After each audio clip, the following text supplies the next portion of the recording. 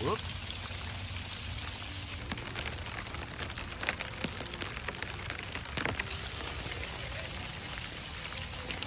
That wasn't supposed to play.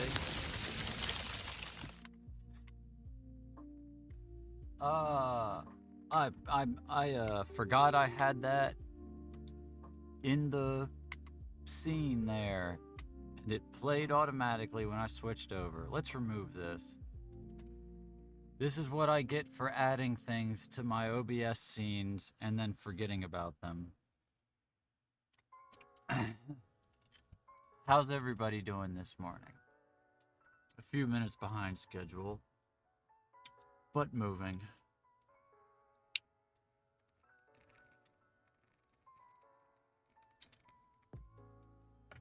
Things are afoot, things are happening, things are moving, things are shaking. Fascism is in its boots a-quaking!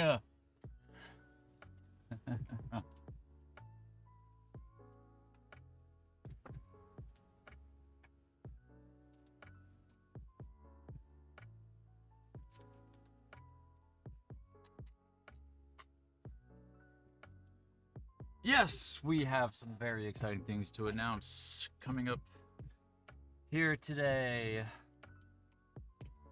in a little while. We're going to kind of settle into things a little bit.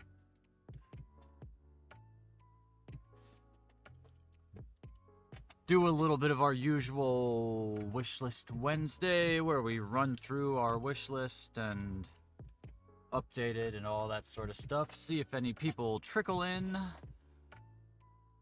express any interest in our little endeavors and activities and all those sorts of things.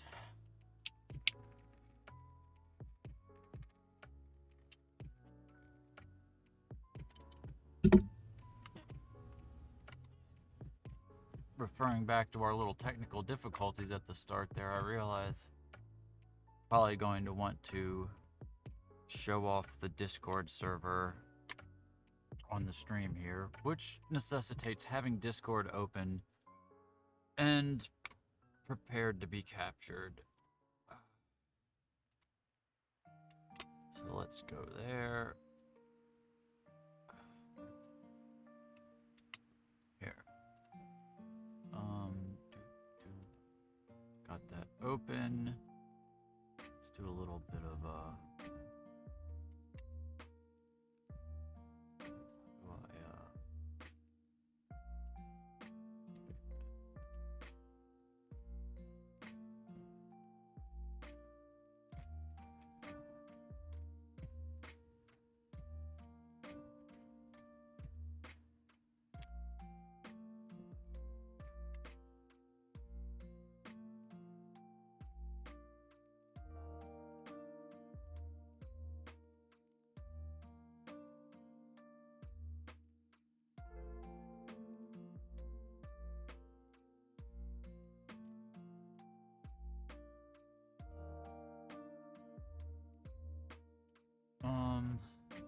gosh, the UI keeps getting moved around.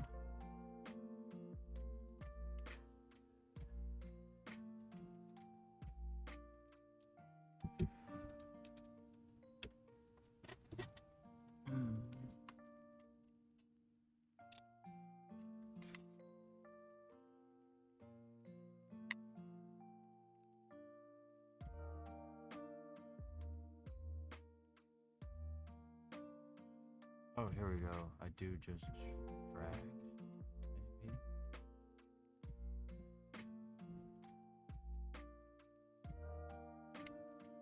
There we go. I was trying to find a option for rearranging the sections, but it's just grab them and drag. Okay. Okay.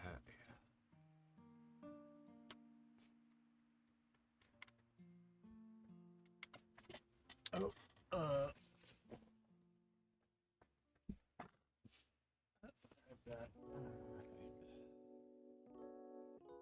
okay, let me get my brain reorganized before we start diving into this. I was a bit late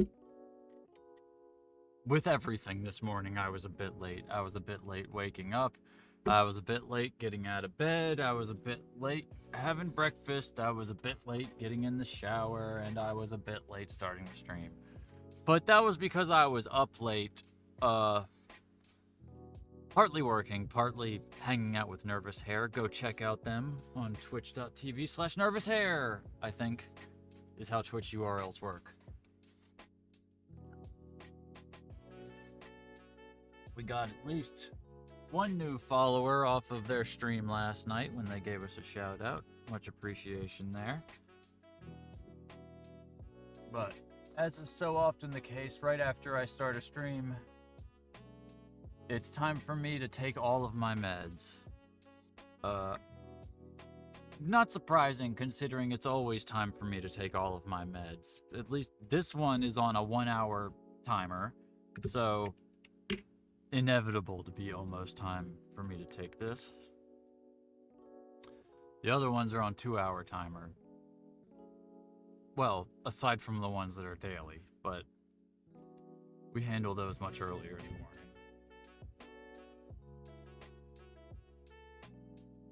That sit there and heat up, and we'll start measuring out the other one.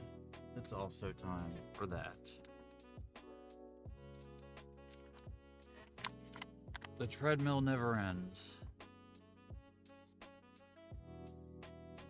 Such is the life of a long COVID suffering anybody.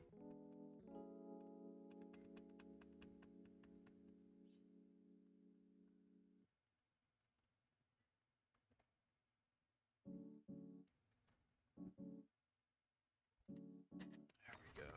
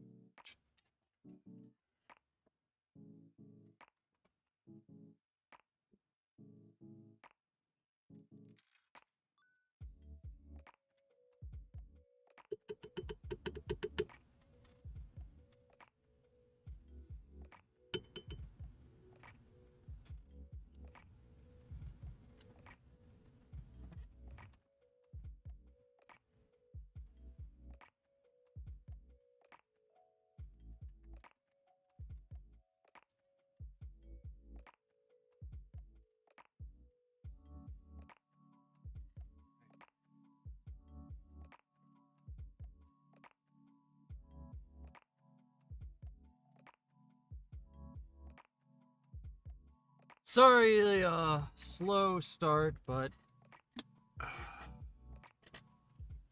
such is life.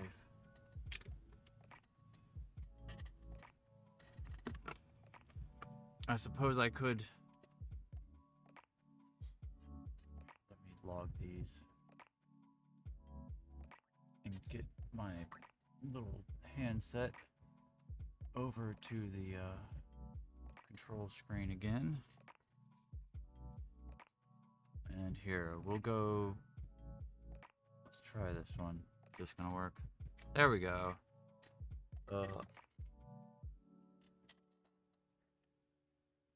There. That works. We'll go ahead and throw the throne up here on the screen. Start a little bit of rambling about Wishlist Wednesday. Get into that a little bit before we move on to the more substantial announcements. But here we will let's jump into the medical and household needs first. We want to have a focus on that. The big items right now are a heater and thermostat for Delilah's tent. We've got their tent all wrapped up in thermal tarps, but they don't really have any way to regulate the temperature in there. They were using my hot plate as a heater, but it kind of doesn't really, like, there's no way to have that be comfortable overnight. It just it'll either overheat them or they set it too low and it gets freezing.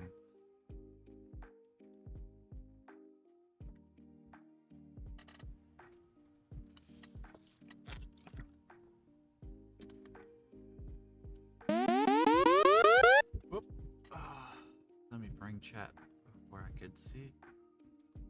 Hello, to Star Wars guy 94. We're doing a little bit of review of our wish list here before we move on to talking about our announcement with the church. But we first off, we're catching up on me taking all of my medications because it's always time. If ordained but unaffiliated. I can marry you, but I can't help you find a building to do it in. I'm no longer affiliated with the organization that gave me my collar. So, whether that makes me a real priest or not, kinda up for you to decide.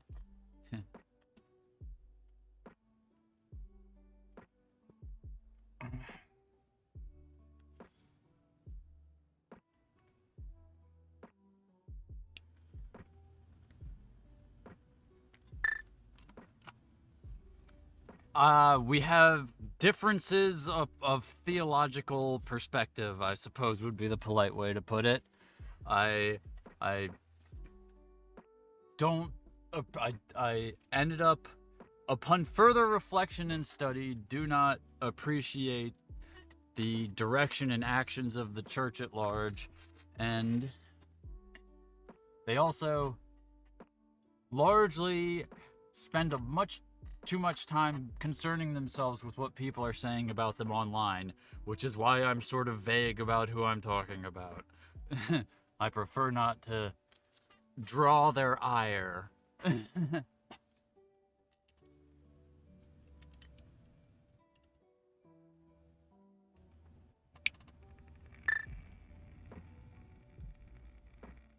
Hello, Dravenheart. How you doing?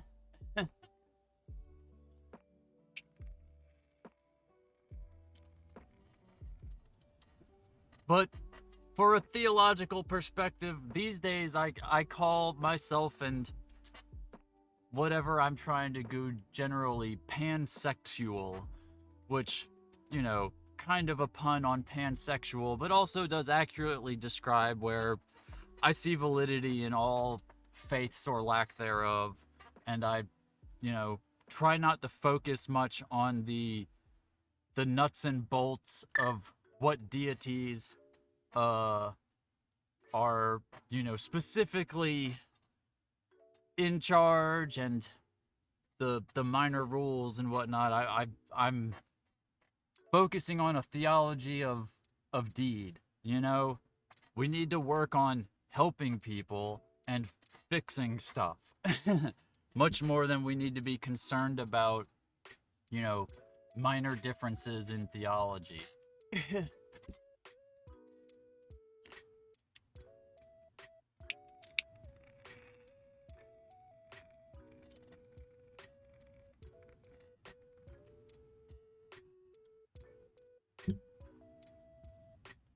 Well, I'm glad you're doing well, Dravenheart. I'm getting a bit warm myself. I might need to turn the down. Oh, was that a follow? Thank you for that.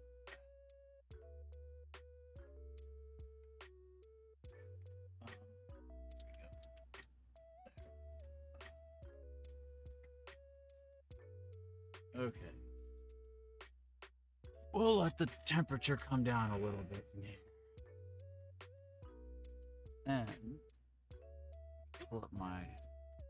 Whoop. Hello.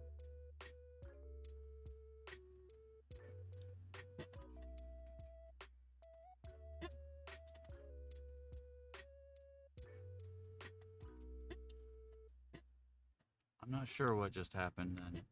It's not, oh, here, we've got a,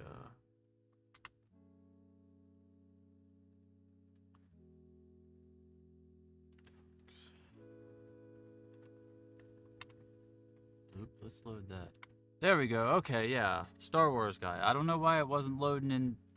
I opened the Twitch app over here, and it wasn't showing the activity. But thank you for the follow, Star Wars guy. This is very clogged right now. Sorry, I'm a bit scatterbrained. I tend to have a bit of dip in functionality for a few minutes after I take these meds. Oh, and I never finished doing this one. Still clogged. Let that heat another cycle. Put this aside. So, as I was saying, doing a little bit of review of the wish list before we move on. What we have at the top here, like, is the electric heater and the there we go. See the chat at least. Maybe. Why are you not loading? I really need a second monitor for this computer. Having to use cell phone handsets as secondary screens so I can monitor chat while I'm actually doing things doesn't seem to be oh, well, thanks. I try to keep things light to whatever degree I can, considering the despairing nature of our existence. I'm gonna try turning my Wi-Fi off on this handset.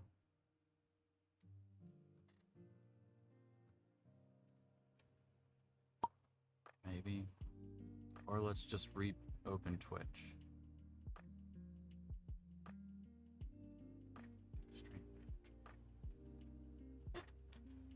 There we go.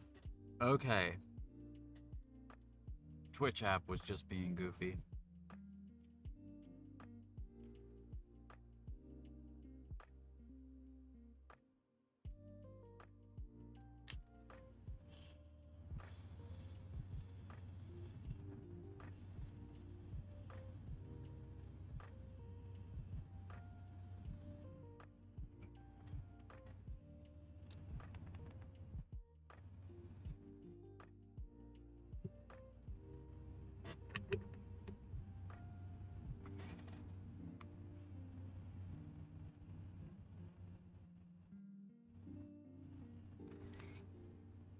Goodness.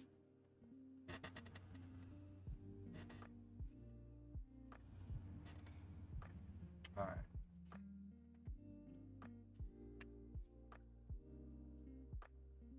Tool clogged up so bad on me. I'm so tired of this thing. But I don't, I don't really feel like I need to, like, prioritize replacing it as long as I can technically get it to work. But it does kind of make me end up wasting a lot of my extracts when it clogs up and then suddenly drips out and burns a bunch of it up. And stuff is expensive enough, but I don't know. Almost thinking about going back to doing it old school style and just getting a nectar collector that I heat up with the blowtorch. I mean, that's the way I did it for quite a while, but I thought the electrics was more convenient, but if you have to let it heat up 4 or 5 times to unclog it every time, it certainly doesn't make the process any faster.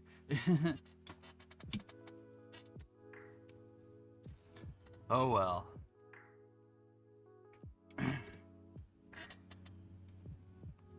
Back to what we were doing.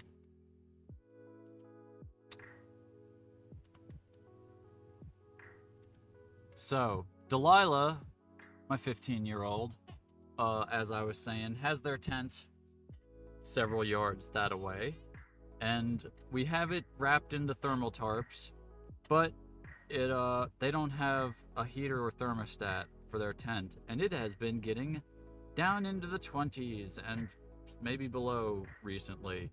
So they've ended up having to mostly stay on the couch or in their cousin's closet. So they would really appreciate having a thermostat and a heater for their tent so they could keep it at a tolerable temperature. Moving along there, the humidifier is for me. I have a heater and a thermostat, but it makes it so dry in here. It's been doing a terrible number on my skin and throat, as you can hear from my scratchy coughing, whatnot.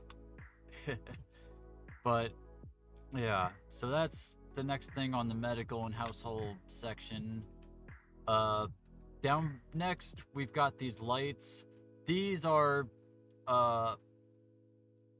Pumpkin gave us a link to a database of reviews on seasonal affective depression lamps. Things that have a pretty good like mix of effectiveness, brightness, but without having glare and like harshness. Because one of the things that kills me in here is just the darkness. Like, I know it doesn't really come across in the video because the camera like compensates the white balancing and whatnot, but it is incredibly dark in here. It's so dim, and it's just very depressing, and really does a number on my head being in this dim cave all day. So yes, those would be very appreciated, and they would improve the quality of our capacity for streaming and filming and all of that sort of stuff. Would be able to properly light some scenes and do some shots and things like that. So those are also listed on the art supplies list, I think, because they also kind of double as working on art stuff. Next up, we've got the bike cargo trailer, which would be a big help. That would let me hook it up to my bike, which we have been able to acquire thanks to the support of everybody out there, largely on the Blue Sky, but starting to be here on Twitch as well. Speaking of the Blue Sky, if you'd like to follow us on Blue Sky, there is the link where I post all the posty posts and say all the silly things. That's basically the only other social media that I'm on these days, other than Twitch and YouTube. I've actually been thinking about going and deleting all my,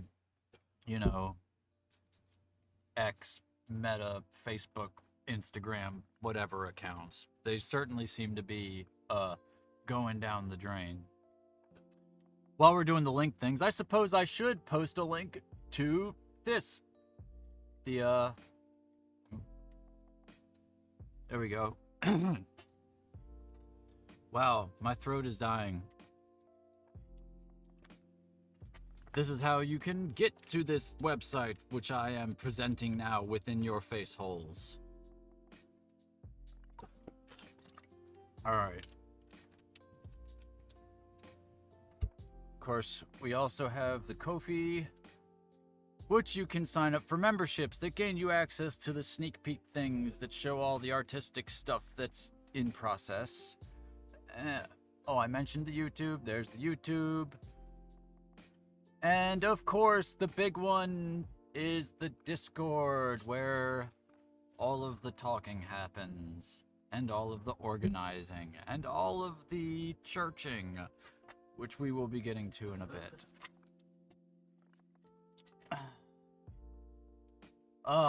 Let's try to speed through this a little bit more. I see I'm losing people's attention.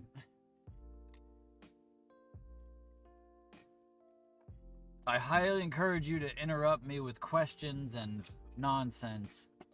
I know I can kind of start trailing off when I'm just prattling on by myself. I do much better bouncing off people. Something here, the gloves. We are running real low on gloves, and they are somewhat critical because of my autoimmune disorder. if I touch things that are dirty or, you know, covered in something or made of something that irritates me, my joints all start locking up and my skin can start flaring. It's a whole thing. So these we need to why are you so slow, computer? Let's move these up in priority right behind the heaters and stuff. Why did it just switch these two back between each other? Throne constantly befuddles me with the way it reorganizes things. If you reorganize something inside a collection, it also affects it on the main wish list and vice versa, and it always confuses me.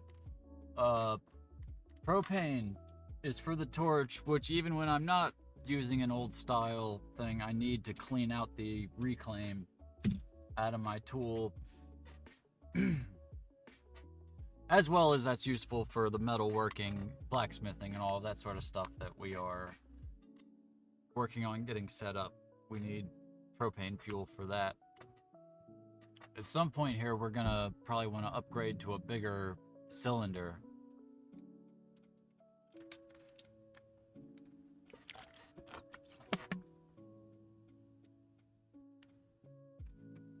My throat, my voice is really giving it to me today.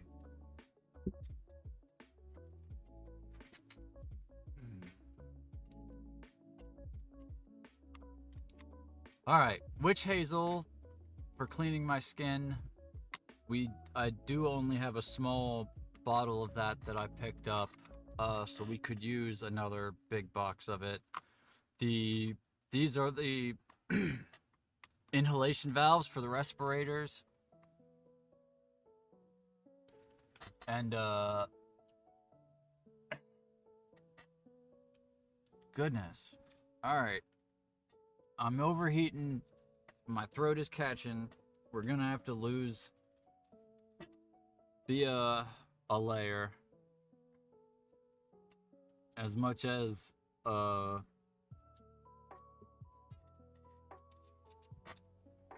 hate to drop the visual countenance appropriate to the occasion. It's starting to provide a bit of sensory overload, and I did perhaps overlayer myself. So, we'll take this stuff.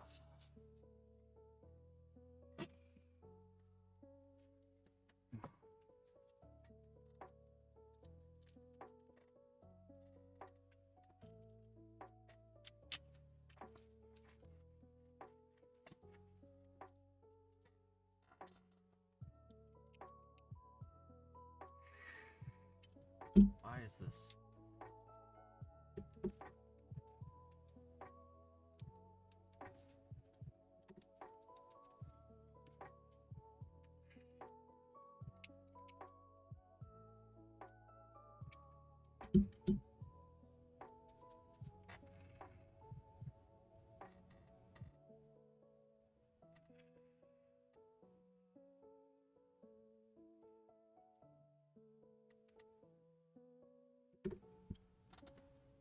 Alright. Let me get my brain to settle down for a second. Where's my...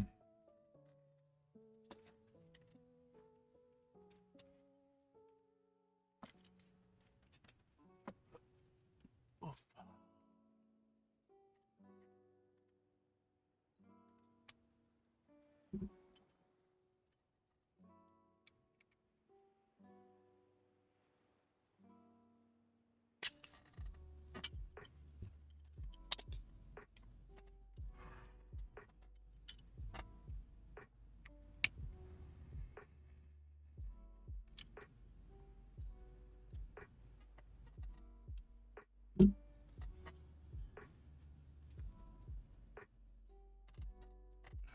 This is the problem with disabilities, is that they cause you to sometimes lose your abilities at inopportune times.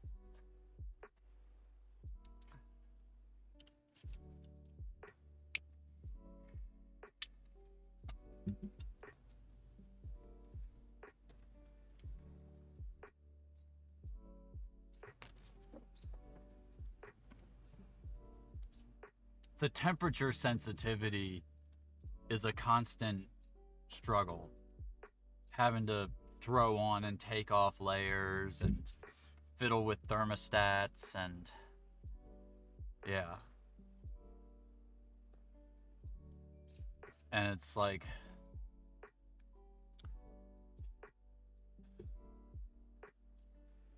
if it was just being extremely uncomfortable, you know, it's something I could easily power through. Goodness, I've lived with a broken spine half my life. Like, discomfort is existence. But it impedes upon your capacity to think. It slows your brain down and shuts down your speech and robs you of your capacity for communication. And when you can't communicate what's wrong, it makes it so much harder for other people to understand why you're suddenly falling apart. It's one of the most frustrating sort of diseases, at least that I've experienced and witnessed. And I've had a lot of experience witnessing it because my dad had chronic fatigue syndrome long before the medical establishment widely recognized it as a real thing. Now, the entire world is suddenly recognizing it, you know, in their bodies, as we've simply just allowed everybody to get COVID all of the time.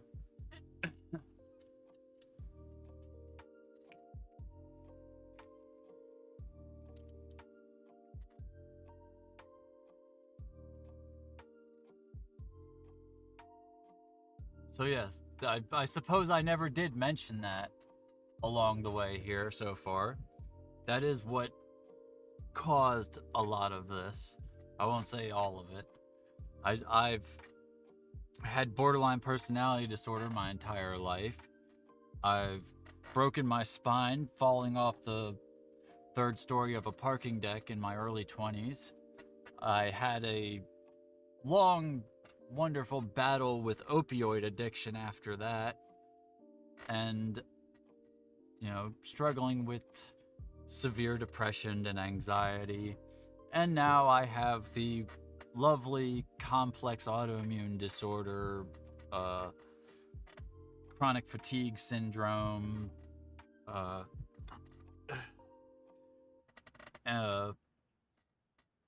what's the other acronym stand for? MCAS, I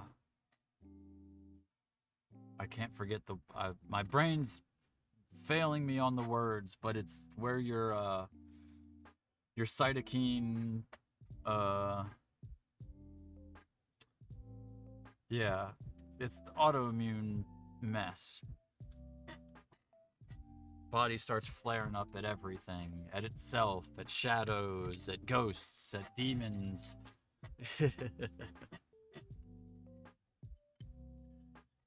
Normally it's at your lunch is actually what it is. Eating is perilous. It's always an adventure trying to expand your culinary repertoire with such a disease, especially with processed foods and, you know, stuff like that, where it's just like this long list of chemicals and you look at it and you're like, I don't know if any of this shit's gonna make me ill. You just gotta kind of try it. And normally you're like, oh, well, I spent money on this and now I can't eat it.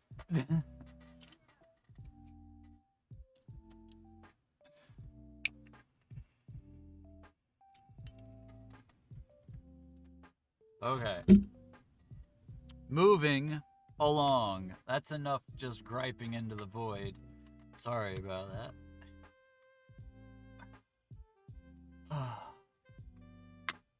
that. Noise cancellation. These are kind of dual use, both to save my brain from the misophonia, where noise from things like rain on these mylar tarps or the, you know, people doing landscaping right next to my tent constantly forever for some reason will help block out some of that and let me maintain a little bit more functionality despite not having walls about me currently. The misophonia is another new thing from the COVID. I didn't have that until I got this new rewiring of my brain, but I'm kind of learning to cope with it. I had some noise canceling headphones for a while. Oh yeah, it's why part of why I'm constantly having to crowdfund for groceries is, well, it's a downward sloping trajectory where they don't give us enough food stamps to eat foods that will not kill me, and so I have to crowdfund for more grocery money, and then the when you crowdfund for grocery money, the people at the food stamp office say, "Oh, well, you got this money, so we're gonna give you less food stamps next time." So my food stamps have been constantly decreasing. I mean, I guess theoretically it is because I am receiving more money to pay, that I spend on food, but it's only because I'm begging for it when I'm starving, and people are like, "Oh shit, Father Draven's starving. Give them some money." Like, it's not exactly because I have, built a sustainable income at this point. It's just like I am constantly in a state of crisis. And I'm lucky enough that I'm able to maintain like a level of charisma where people feel comfortable continuing to donate to me. There are a lot of people going through what I've been going through that aren't at a point where they can remain calm enough that people don't just like be like, "Whoa, they're freaking out. I'm just going to block them and move on," you know? Like, it's why I try to not just shut off people who are clearly going through it.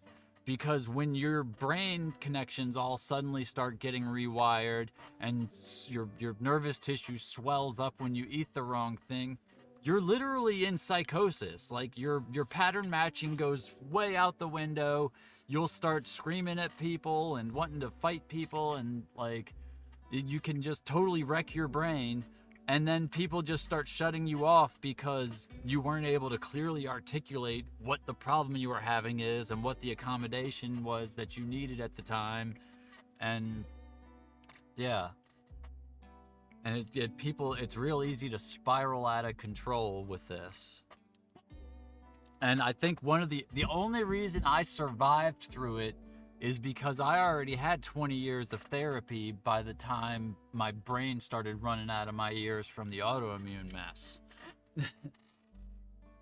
It's like one of the things that frustrates me. I keep trying to get the boomers to go to therapy and like learn how to control their emotions and their behaviors, because everybody is becoming less able to regulate themselves, and it's a skill that people need to actively practice and think about. Otherwise, you will not have it when you critically need it and are gonna end up doing something violent and dying by cop. Like, that's where my thoughts always end up going when I start spiraling, is I'm gonna end up fighting the police. Which is normally how it goes down when people have mental health crises and go out of control, is the cops come and fight them with bullets.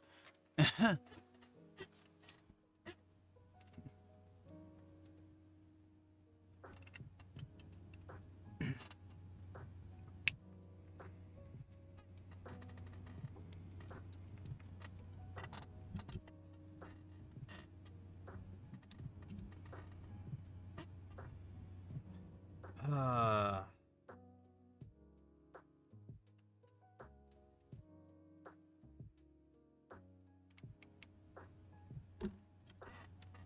well, let's not get too worked up yet. Plenty of time for that later. I've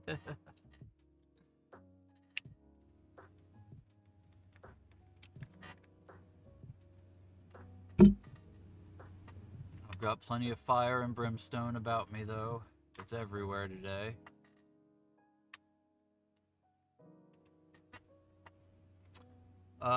Going on. This is the thermal tarp I'm down to where we've just got one more listed on here because we could put it on the front of Delilah's tent. They only have like 3 sides of their tent covered with the thermal tarps, and then we've got a regular blue one like doubled over. But those blue tarps really suck. But this isn't like most critical priority thing. These are just other varieties of gloves.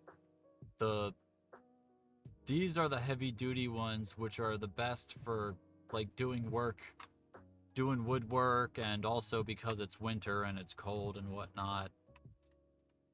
Generally speaking, day to day during the summer, I prefer the pink ones just because they're stylish. But I like to kind of keep a variety of the thick black ones, the thin black ones, and the thin pink ones. I'm basically out of the thin pink ones. I think I've got 1 or 2 pairs that I set aside just in case I need some for filming something specific. But so those would be kind of nice. But like I said, the more important ones right now are the heavy black ones during winter. After that, the isopropyl alcohol, that I use for processing extracts. When I can get the cheap ones that I can reprocess. Lately, all I've been able to get from the corner store over here is the expensive diamonds. Those are already purified enough. I don't need to do any reprocessing, but they cost so darn much. Hello, I'm live on stream. Oh, did my package arrive? No. Oh. Oh. Okay. I'm supposed to have some tools showing up soon. Yeah, it might not be today. It got caught in customs, so it might be a little late, but it was in the depot in town as far as I know. But yeah, somebody ordered us some of the tools off of the other section of the wish list. Let's move over there. That's enough talking about my horrible medical problems. So let's go to the tools section here. Tools. First up here at the top, this is a metal file set for the filing of the metal. The reason I had that so high up was I needed a metal file to sharpen the saw so I could finish cutting the log to finish making the workbench. But I ended up having enough cash left over after I got groceries the other day that I bought a single metal file and was able to sharpen the saw with that. I still do kind of need a general set of metal files for doing, we are starting to do blacksmithing. Can't get it all done with a single metal file, but it's not quite as high on the priority list at the moment because I did get that one to sharpen the saws. So we're gonna move this down a little bit. We'll maybe move it down more when I think about it. Next, this is a carpenter's plane, which I do need to finish the workbench. Once I finish doing these long recuts, I'm gonna need to plane the surfaces. I suppose I could hold this up and talk about this a bit for a second. Let me go back over here so I can see what I'm doing. Oh, the long one is... Well, this'll work. I'll just show this. I got these 2 pieces of wood. These are long, big beams. This is the worst one. I'm gonna cut the legs out of this one because it's in worse shape. You can see it's got, this long rot seam running in it. But I've got a longer one laying down here that I've already recut along one side, and I've got another recut kerfed to guide my cut to trim it down to the size I want.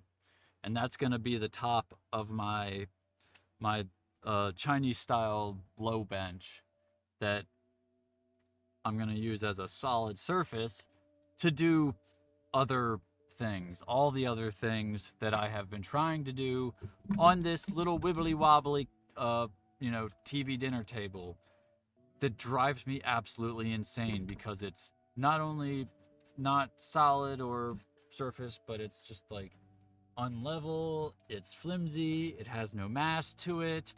I'm probably gonna break it if I keep trying to do work of any sort on it. And I almost definitely will be breaking other things, as I almost did. I can't remember if I published the VOD from when this happened or not, but the other day I was sitting here trying to work on something, and like a fool, I had placed the anvil on top of the TV dinner table, and it almost sailed right into my music keyboard. It was a whole thing. So yeah, getting a solid surface to work on is important, and carpenter plane, we need that for that. Speaking of solid surfaces to work on, that bracket there is a bracket for the anvil. I guess I can show you the anvil real quick. We'll pull that up. We got our little anvil here to do our blacksmithing. I mean, the general idea is that we will be able to start doing things like baking files and chisels and all that sort of stuff with the forge. But we do have our little starter anvil here that we got to get us going. This set of brackets, pointing at the screen like that's the right thing to do. All right, this set of brackets are to hold this down to either the workbench or an anvil stand that I'm gonna build by driving some pieces of wood like a few feet down into the ground over by the outdoor forge area I've set up over there. So this it's real important when you're working on an anvil. Like, the whole purpose of the anvil is to be a solid thing that doesn't move around when you're whacking on it. So having it securely attached to something is pretty important to not drive yourself crazy with it jumping off the table while you're hammering. So that's what that bracket is for. Not a huge expense, but you know, when we're living dollar to dollar, hand to mouth, every little bit helps. Every little bit that I don't have to take money and consciously make a choice about what to spend it on also helps. Because as you've seen, there are a lot of things that we need already, and having to, like I was saying on Blue Sky the other day, I kind of prefer people just buy us stuff off of the wish list unless I need to get my meds, which I have to pay cash for, because they won't let you put those on Throne or whatever. But anyways, otherwise, when people just give us money and then I have to go to this list and be like, okay, now what do I want to spend it on? What's the most important thing? Oh, can I justify spending on this, or should I spend it on medical stuff? Ooh, oh no, woe is me. Frustration and confusion, brain fog. I hate thinking about money. I hate all things involving money. I hate the concept of money. I hate capitalism. I hate our consumer economy. I hate that I can't just go down to the local requisitioning office and explain to them what I need these things for, and they just give them to me because they agree that the things I'm trying to do that with them are good things, or at least neutral. I think that's how we should do things generally. Like, hey, I want to do this thing. As long as it's not like harmful or silly or extremely wasteful, like, why not let people do the things? We've clearly got the productive capacity to make all of this crap.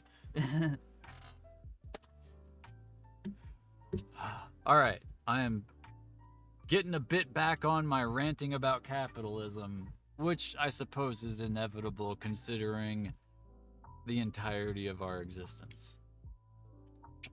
It kind of is the root of all evil.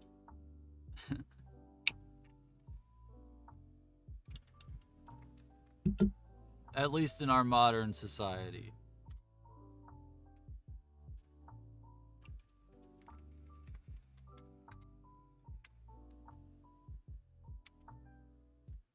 Let us move on a bit. Clamps. Clamps for the clamping of the clamping.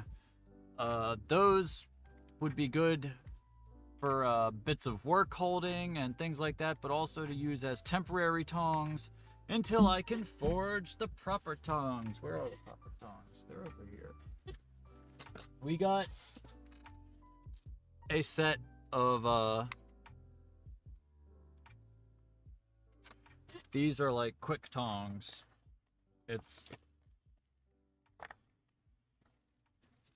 They're like mostly they're cut out of flat stock with a laser cutter, and then we have to take them and forge them into the right shape, twist them around and whatnot, shape them out, draw out the handles to the right length, all that sort of stuff. But of course, the problem is to forge these tongs, you need some tongs to hold them while you forge them. And those C-clamps, not optimal, but they would like kind of get the job done. We could also just buy some like proper blacksmithing tongs, but I don't know. Aside from that just being another even more expensive thing that I would need to put on the wish list or decide to actually invest in, it's also like I'm trying to get us to where we can make our own tools and like not have to so much rely upon buying crap. Like, so I'd like to do as much of this with sweat equity as I can, you know? Like, aside from the just necessity of not being able to raise enough money to just buy all the stuff to do it properly from the get-go, it's also kind of a minimalist, anti-consumerist aesthetic choice and philosophy, I suppose you could maybe call it, where I'm trying to make this happen with buying as little as possible, but there is just like a certain amount of stuff that needs purchasing to get going, you know? Or at least acquiring otherwise. That's the other thing is like with the bike trailer, that would help so much with being able to go out and gather like curb scored materials, dumpster dive stuff, all that sort of stuff.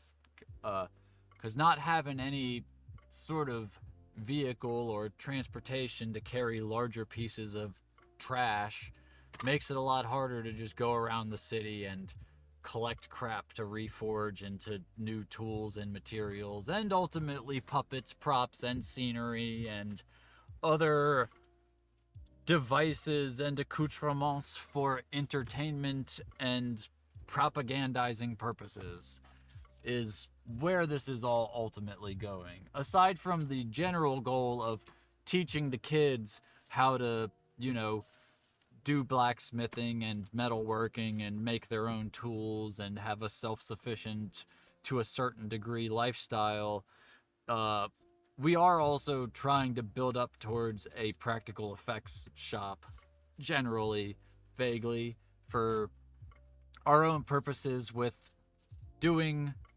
YouTube and streaming and making little films and whatnot, and also promoting the church and all that sort of stuff. But yeah, it's all kind of wrapped up together into a whole big ball of vague amorphous goals that probably need some refining shortly.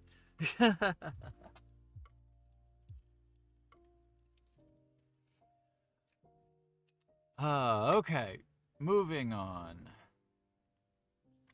The evaporust is a pretty critical sort of thing for when you're doing metalworking, especially if you're going around trying to like restore old reclaimed tools or use material that you gather from random places, but also just in general, when you forge stuff, when you heat it up, did you know this? Hot metal rusts fast.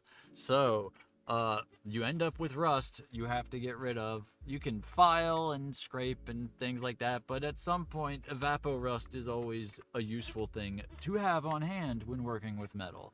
So, we've got a bit of that. This is actually kind of less than I would like to get, but it's expensive stuff. I would love to get one of those real big buckets that you can just dump a bunch of metal into in a wire basket and let it sit for a while and then pull out. But those are rather expensive to get that sort of quantity. We've got 128 ounces for $30. That's a pretty decent amount. We already mentioned the propane torches.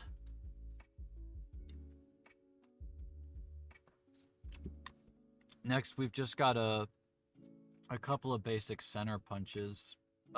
These are pretty low priority now. I had those kind of as an alternative for the nail sets for setting the saw when I was sharpening it. But I got those nail sets. I had enough for a few nail sets and was able to use those to set the saw. So these aren't incredibly high priority, but they would also be good for doing metalworking, making marks on the metal, doing punching, things like that. I might bump them down a little in priority. I hate having to triage stuff. A bench vise, having a metal vise that we can do like hot rasping and stuff like in. I mean, this isn't optimal for that, but it would be good enough. Right now, the only vise we have is the woodworking vise, which is still not attached to anything because I haven't finished building the workbench. But we do have a woodworking vise. But the problem with this is it's got a wood facing. I mean, you can take the wood facing out, but then it's really badly faced for actually clamping things straight with it. So this would, I mean, I suppose I could try like using some spacing pieces of metal or something, but it's just in general not a great solution for doing blacksmithing to use a vise like this. It's also just shaped wrong. It doesn't have, you see how the woodworking vise over there, it has like a curved sort of countenance to the top. That way you can have something sticking out just a little bit and like run your file up at it at an angle. And with a vise like this, you've just got the flat top. It doesn't really make it very easy to do things like that, which you kind of need to do a bit more with metalworking. So that's why the bench vise is there. Air compressor. Air compressor are useful for many things. Where's the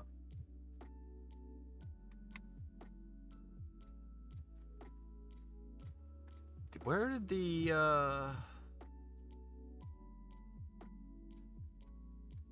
did I put the other there was a airbrush. That was the word that my brain lost for a minute there. I had an airbrush on here. Is that on the art supply list and not on the tool list? I mean, it's kind of a tool, kind of an art supply. But anyways, also, aside from that, having an air compressor, you can run all sorts of tools off them. You can use them for cleaning out dust and crap, blowing things off. It's just a generally all-around useful thing that would be good to have. Up next, bar clamps. I did get some really long bar clamps for when I go to pull the bench together. These are a little shorter. They're a little bit more practical for smaller projects. They're not exactly hyper high priority at the moment. This is a little fire point precision torch for it's much better than using what we've been doing here with these, especially since these things, man, let's see if it'll do it. It'll probably not do it when I want it to do it.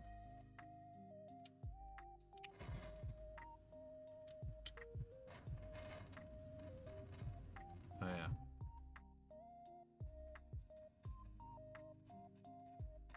See the flame like jumping when you start trying to like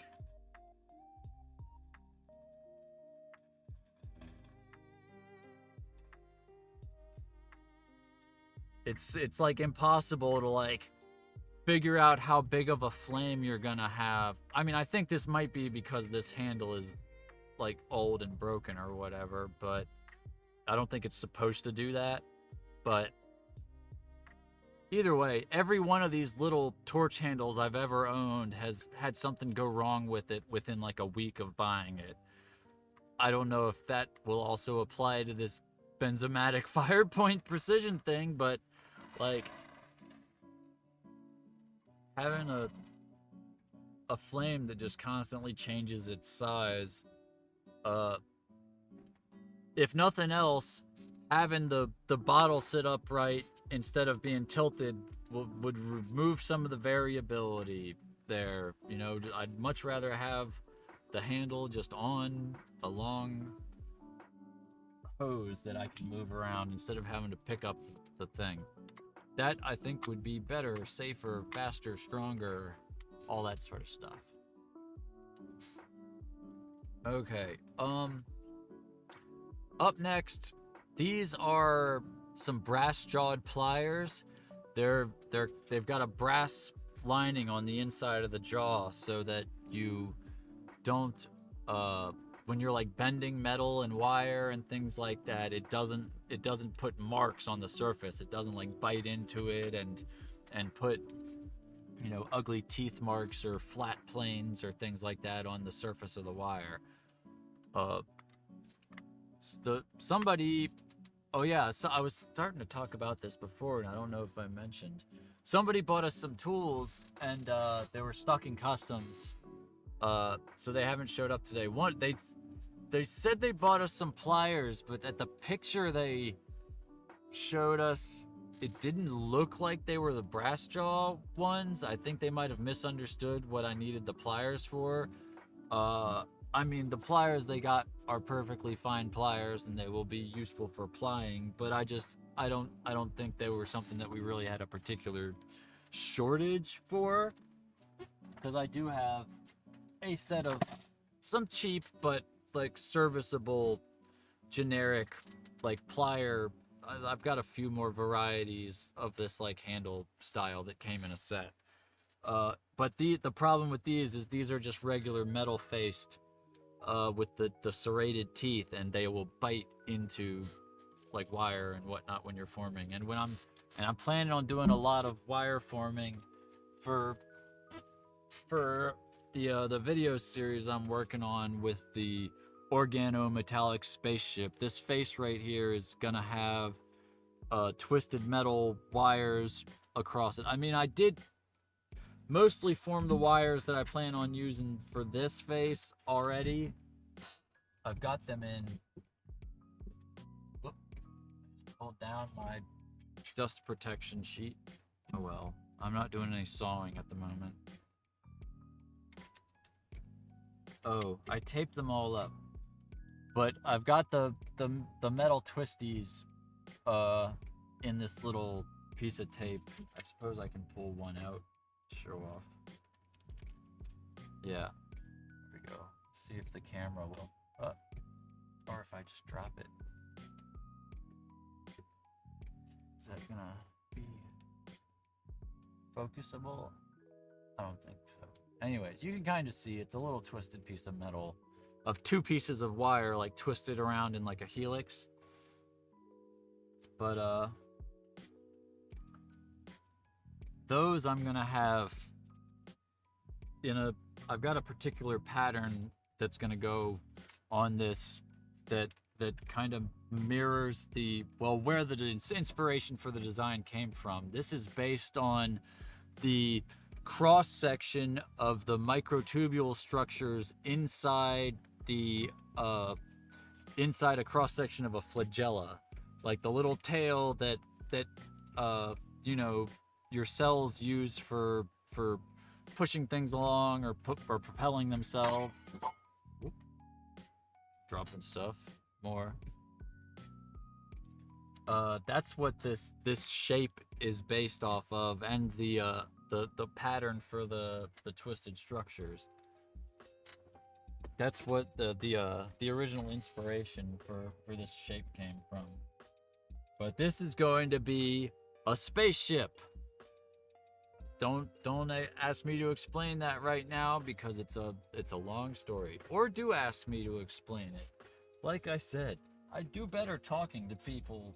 And I'm kind of just running myself out at the moment. But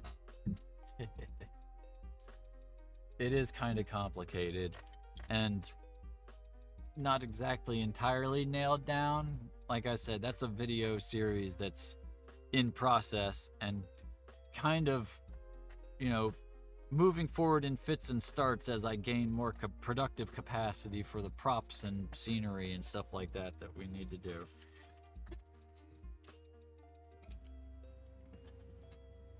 The other we'll talk about that a little bit more when we move over to the art supply list. So we'll just go along quick through this. This is a circle and curve drawing tool.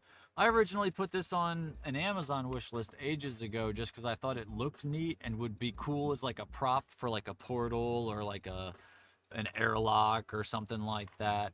But I've actually, as I've been doing some more drafting and drawing, I actually decided this might actually be useful as a tool for drawing curves and circles and stuff.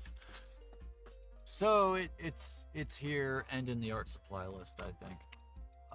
Cutting mat. My cutting mat is all hosed up and warped, and I would really like to have a flat one for my sewing and doing drafting and cutting out pieces of things for the puppets and whatnot. Just not having a flat surface gives me the sads.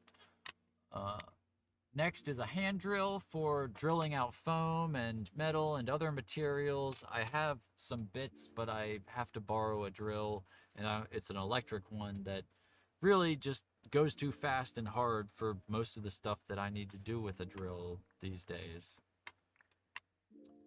The dressmaker's shears are kind of a bit of a splurge. That's why they're at the bottom of the list. Not really necessary. I've got some fabric scissors that are like functional, but these would be nice. Okay, back around. Art supplies. The stuff we already covered. Plaster. I want to use plaster for the new series of puppet faces for the video series I was talking about, and I have no plaster currently, so this is just plaster. Need some plaster to make the plaster things. Oh, and here's the airbrush I was talking about. This it goes with the air compressor. This would really give us a whole new capacity for our painting. We've been doing our painting with brushes, but having an airbrush really does give you a whole new capacity for doing like gradients and feathering and just so much faster, and it streamlines your production process. I mean, I won't say it's impossible to do the same sort of stuff with the brush, but it sure takes a lot longer.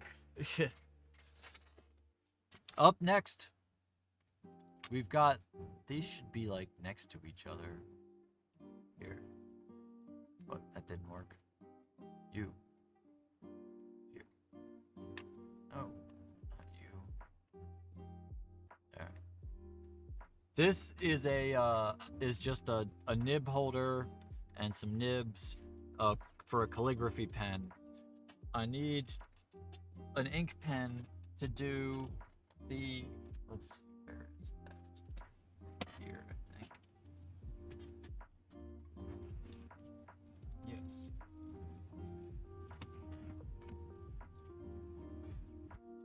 Let's see. This is something I'm working on also for the show. Oh man, that was weird the way that did that. Anyways, yeah. You see the white balance goes crazy when I hold a white thing up. All of a sudden you realize how dark it is in here because like the camera like freaks out.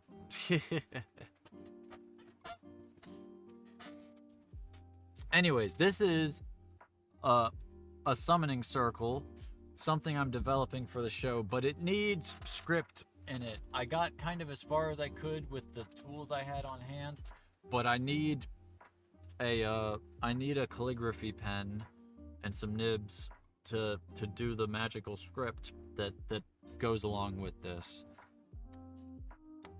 So that's what the pen and nibs are. Not a huge expense, but you know, it just hasn't quite bubbled to the top of the list, so this has just been kind of stuck in a drawer. Well, my little pink container thing. Oh, here's that pattern I was talking about. I can show you this.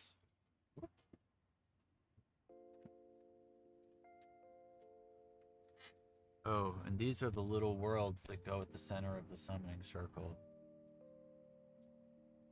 I made a bunch of these. I think only a few of them just fell out.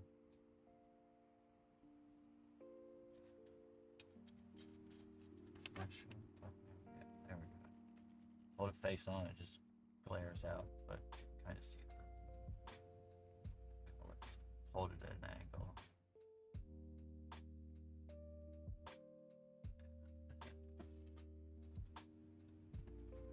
Anyways, here's the pattern for the face of the ship.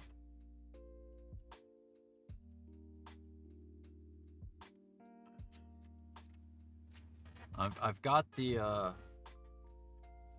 acrylic circles for.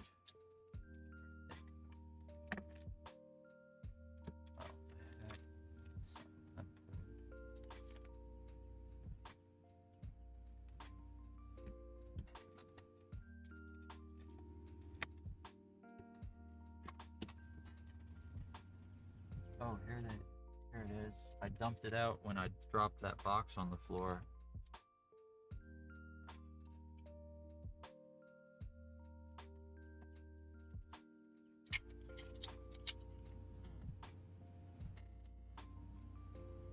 Here we go. I think this is the one I'm going to use for that center piece. I might pour a new one, but they're a bit of a pain since I don't have a good mold. I was using the bottom of Red Bull cans as a mold, which this doesn't like to pop out of those very easy. So you end up having to like tear it apart to get it out. It's a process. You can see how this one ended up all chipped and destroyed just trying to get it out. Alright,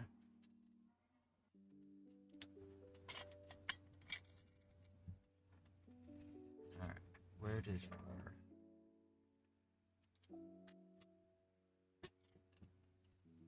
I just put the twisties?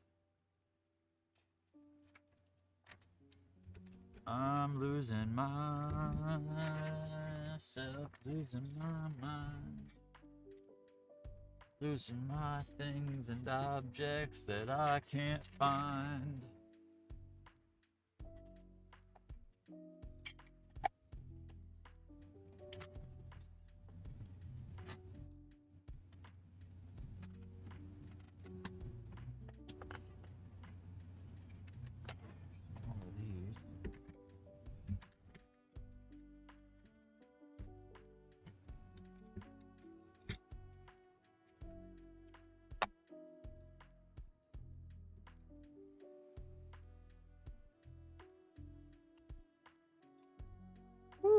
Alright, let's put this back.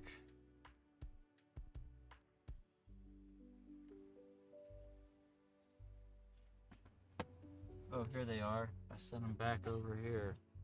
Like a fool!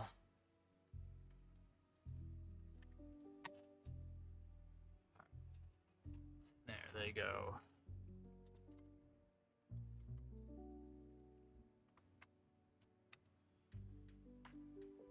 Fog machine and fog juice. To do smoke and mirrors, you need some smoke and theoretically some mirrors.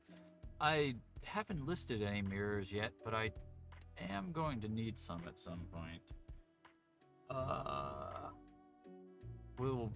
That's a bit off in the future though. And I don't directly have anything I need the fog for immediately, but I will need it for the space series eventually, so it's on there. Down here we've mostly got, these are all just different types of thread for sewing. Couple of different weights of silk thread in white and black, and some water soluble thread for when you need to temporarily sew some things together, but then have them separate later. There's a word for that I can't remember at the moment, but, and some linen thread. Then we've got some monster clay for making like maquettes and models and things like that. This is like really good for prototyping characters and whatnot. Okay. Collections.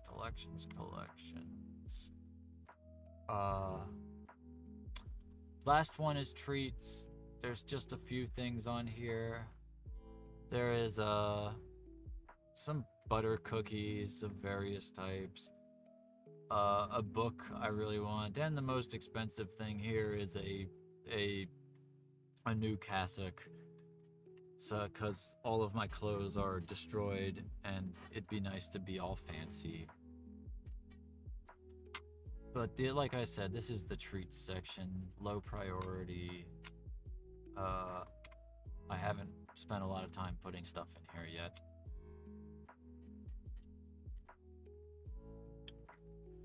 Alright, let me check the time. Alright. Medicine time is here again. It's time to take our meds, my friends.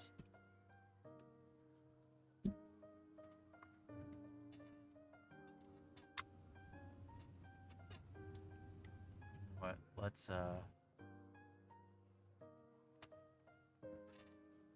Let's just go up to the well, let's just have our remote control app stop working. How about that? Ta-da! There we go. Let's just go back over to the face cam for a minute while we take a break. Reset ourselves, stop thinking about products and /or services, and start thinking about organization.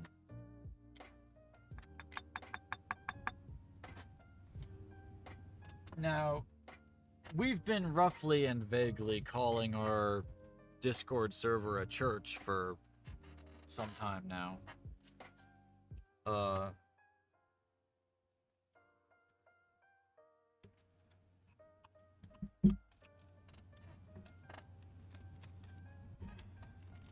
We finally decided, after a bit of tussling with ourselves and the chuds, blue and red varieties both, it's time to stop fuddling about and worrying about, are we ready? Do we know what we're doing? And such other concerns. And to start imposing some vague sense of structure, order,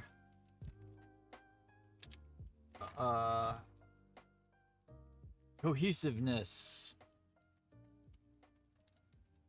boundaries, to the whole operation.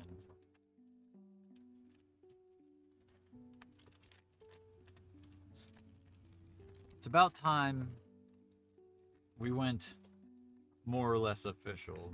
Not quite yet official in the sense that we have gone and filed the paperwork for tax registration for a non-profit organization and all that sort of stuff. That all takes money, and if you're smart, generally lawyers. But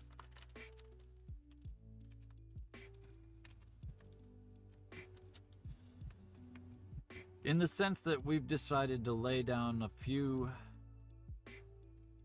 guiding principles, we feel, for such an organization as we aim to foster. And thusly sort out our organization with a bit of a boundary as to who exists as a member and not, what the expectations of membership are, and to try to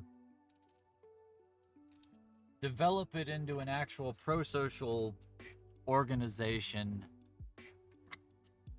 with concrete,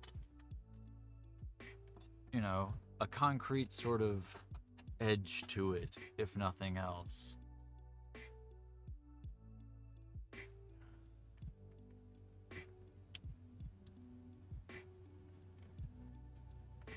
Because after all, you can only spend so long talking about the good things you're trying to do without actually doing them. And we all talk a lot about doing organization and political action and trying to change things with consensus decision making and non-hierarchical structures and dual power organizing, but at the end of the day, you've got to jump. Can't just keep worrying about, have I figured it out enough? Do I have the answers? Well, part of the problem is, no, none of us have the answers. We have to find the answers together, and being together involves coming together. And coming together requires a place to come together, and a place to come together might as well be my yard. Or our Discord server, more accurately, for the time being. Although I would certainly love to eventually reach the point where this ongoing concern of ours evolves into a physical space of more or less, permanence.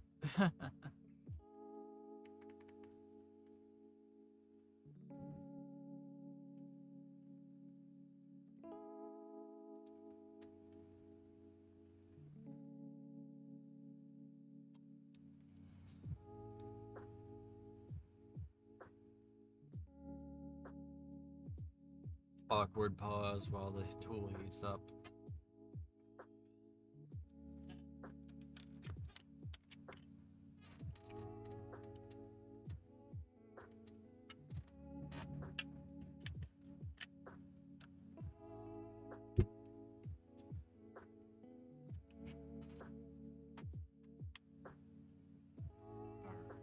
Let's see. Let's set this up real quick.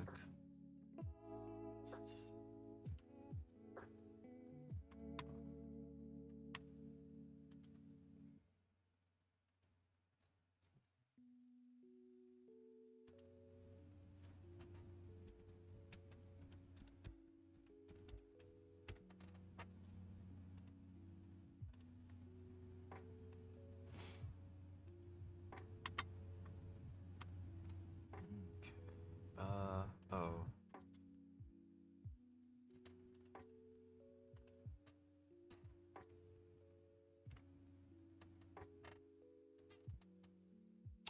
I suppose I can leave all those mess of Discord servers up on the screen.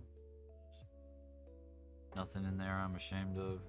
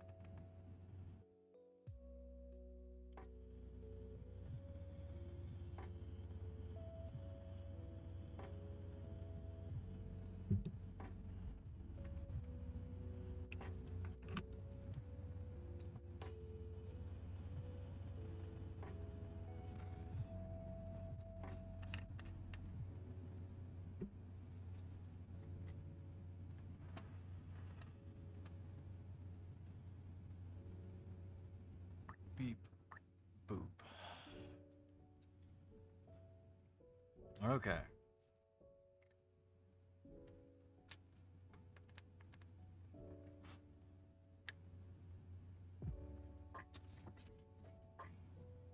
So, all of that rambling being said,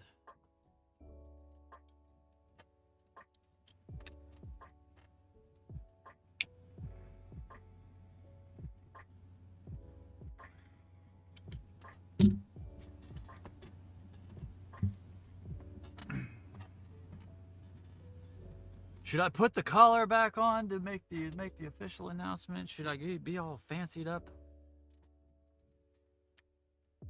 Is it worth it?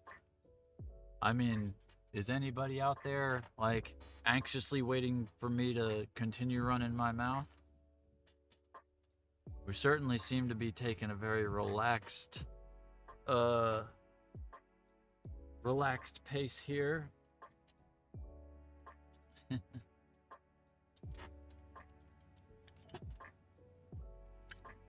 It certainly looks like there's a few people here. But you certainly don't seem to be bothered by me taking my time getting to the point. You haven't ran off yet.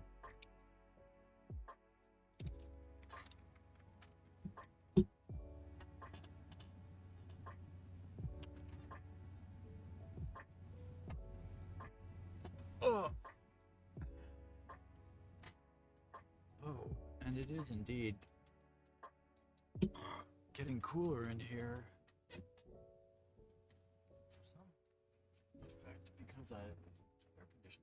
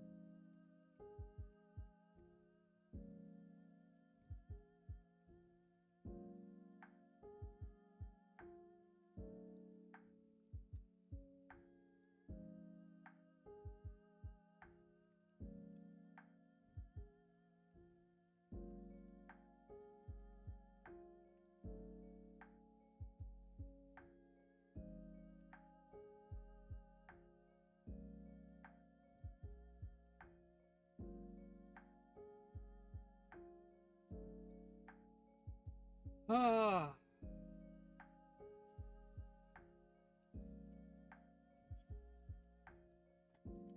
Oh. That was an anvil to the knee. Ooh, bad placement. Okay, anvil, if you're gonna go somewhere, I'm not gonna shove my patella into you. Ah!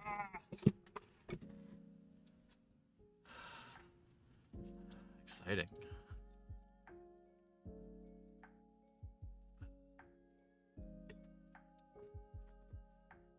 We've reached the air conditioner portion of the day, which seems crazy considering how cold it is outside, but that's one of the effects of having stark black thermal tarps wrapped around your tent, is they tend to catch the sun.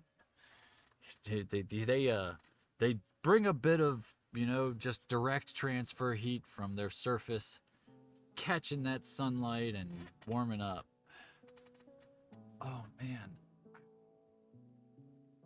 The sores on my back are really sensitive right now. Ooh.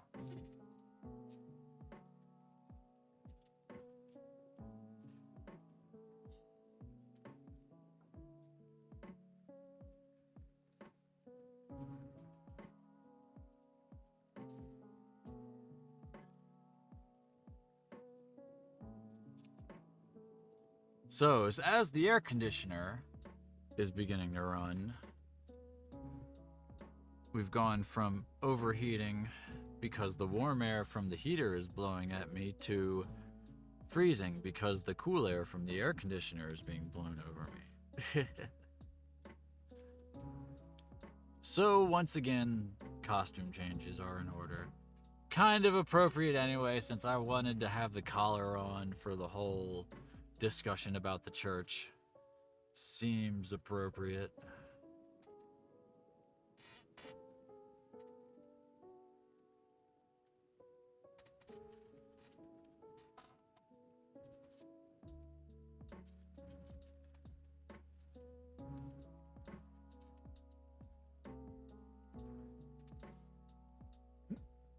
One of the things that's coming in that package that was ordered for us are snaps for my collars. So I can start making these instead of just shoving these little studs through holes in the leather. We can put proper snaps on them, make it a little easier to put on and take off and all of that. It's a little bit fiddly working those studs through right now. But as soon as that package arrives, we can do some upgrades on this and my other collars. Maybe even start making these for sale or something. I don't know how much of a market there is for clerical collars. It's not exactly a hot, fashionable item that the masses would casually care to wear, but I'll be honest, I wouldn't be mad if they did. People don't need to put a whole lot of stock in a piece of clothing for what it means, you know? I mean, the whole name is in the whole clue is in the name anyway. Like, clerical collars for clerics, and, you know, a cleric, as much as it means the magic spell guy in D&D, it originally meant, you know, like the person who does the writing.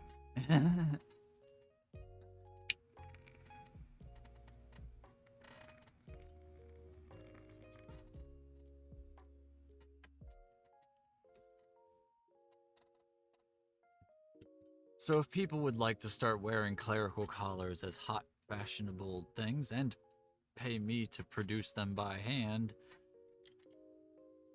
well, I'm living in a tent, I wouldn't complain.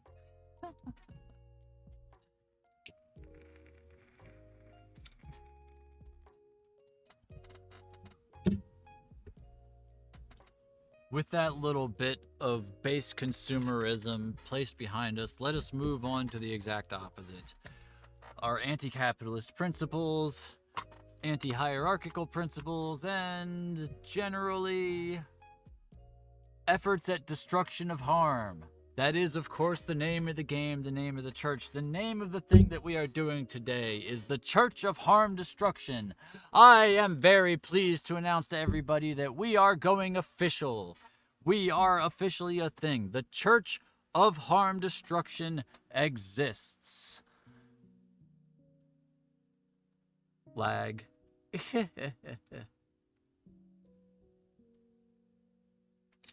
There we go. Welcome to Mother's Inferior Church of Harm Destruction. Mother's Inferior is, of course, my silly little name for our little private branch of whatever we are doing.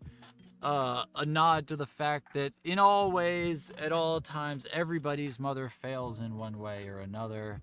We all have our issues. We all have our problems. We all live in an imperfect world. So, the principles that we have here at Mother's Inferior Church of Harm Destruction.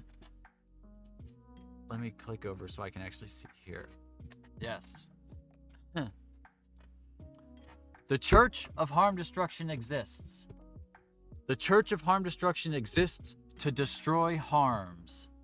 The Church of Harm Destruction exists to save your life and your body before it exists to save your soul. The Church of Harm Destruction exists for the laborers before it exists for the bosses. As a church for laborers, the Church of Harm Destruction takes its tithe in labor from its members. Recommended 5% towards the church operations and 5% towards the needs or desires of other members. We can expound upon that later. The Church of Harm Destruction looks at the authority of hierarchy as inherently harmful and seeks to avoid and abolish the dominion of one soul over another wherever possible without causing greater harm. This isn't to say that you should never have somebody whose job it is for organizing or being generally in charge, or even strictly in charge in certain situations. But you should only generally do those things when you have to, because when you have people in power over other people, they use that power for sex crimes and, other crimes. But that's mostly what it comes down to, is people start doing the sex crimes. And we don't want people doing sex crimes because it hurts people. Harm destruction. Destroy the harm. Destroy the harmful power dynamics that can cause the crimes to foster. Inherently put people in positions of authority overs. Reduce the structures that enable those crimes to be perpetuated and maintained over, periods of time. That's the name of the game. That's generally the vague goal of what we're trying to do here. The Church of Harm Destruction exists as a pansexual organization, accepting members of all manners of faith or lack thereof. As I was mentioning earlier, I try to take a general, as I call it, pansexual organizational principle, where we're not here to try to quibble over the minutia of religion. We're trying to be here to help people. Membership in the Church of Harm Destruction is granted upon the approval of existing members. Existing members, as of right now, consists of me. You don't ignore these other names in here. Those are my server admins on Discord. They don't know what's happening. But, and I have not, inducted anybody in without their consent. Generally, how you get in, you ask. Would you like to join this? Does this sound like a thing you're interested in being involved in? Do these sound like goals that you generally vaguely agree with? Well, at the moment, it's just me, and if you come up to me and say, hey, I would like to be involved in this, and I think you're a sort of cool person that would do a good thing and do good things in this thing, then you're in. And that's as simple as it is at the moment, and we'll probably change that to be a bit more involved in the future as the organization expands and grows and evolves. But I was spending so much time worrying about, how do we decide membership? How do we go from, who do we decide gets in? How do we do the voting thing? What counts as consensus? Do we have a percentage? I need to start studying all of these little things about how to do consensus decision making, and I don't know what I'm doing, and I finally just decided it's time to stop worrying about it and just start doing the thing. Okay? So I've put that aside for now. We will figure it out as we need to figure it out. It's just, I understand that this is not a scalable sort of solution, that you can't go from one person to a bajillion people with just, you're in if we say you're in, and, we'll change things if we all agree. But that's where we are at now, and I can't figure out all of that sort of things on my own, especially while I'm struggling with all of the medical things that we've just covered over the beginning of this stream, and taking care of and teaching my teenagers and living in a tent. So, but I don't want to just be worrying about my own corner of the world anymore.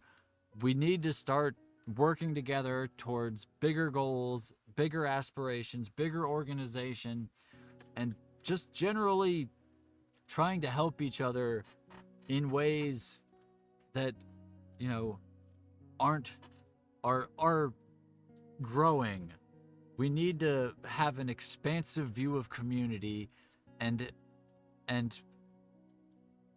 but you will notice I do have the tithing thing in there, because just a little concession to reality.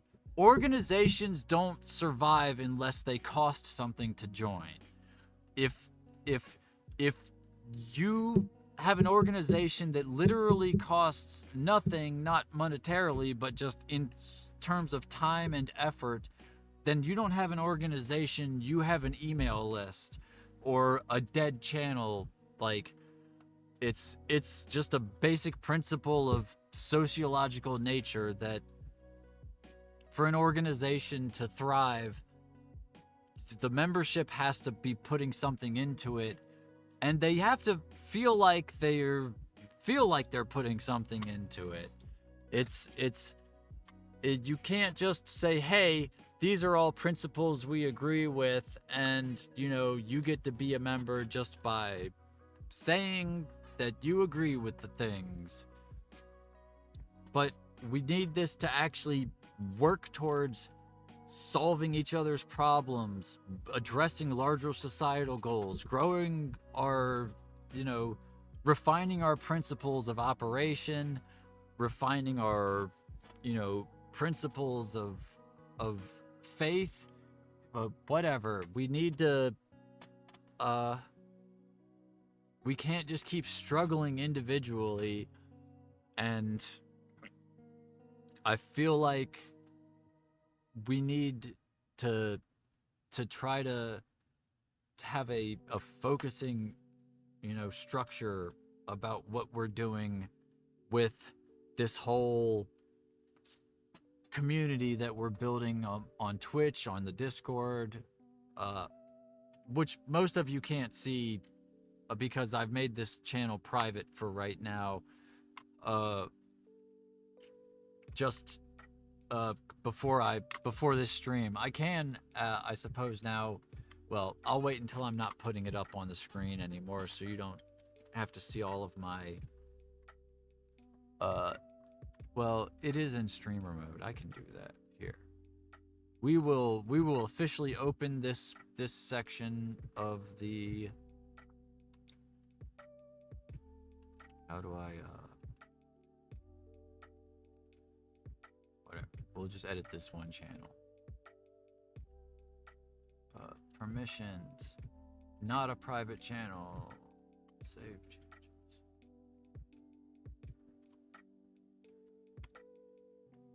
Man. Okay. There we go.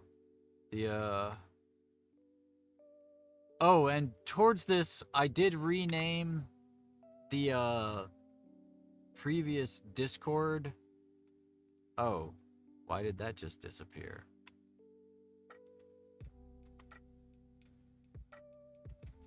There we go. Oh, I guess it's because I was in the settings. It blacked it out.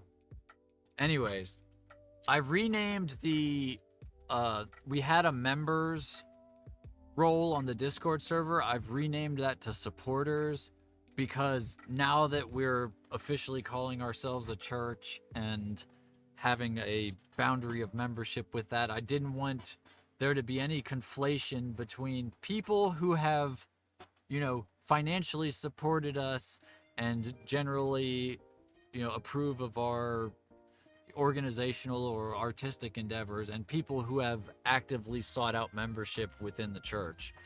So I changed members to supporters, and I haven't done it yet, but I'm going to create a new members role that denotes people who have actively chosen to, seek out membership in this thing that we are doing now. Officially, it's a thing. It exists. The Church of Harm Destruction exists. Do you see how easy it is to do organizing? You just start doing it. Clearly, this is success. I'm joking, of course. We're just taking the first steps, but really, we've got to get over our nervousness at doing things. That's one of the things I've been trying to really lean into lately, is stop thinking about the thing and do the thing. It's something we've all been saying to each other a lot, but it's time to actually start doing the thing.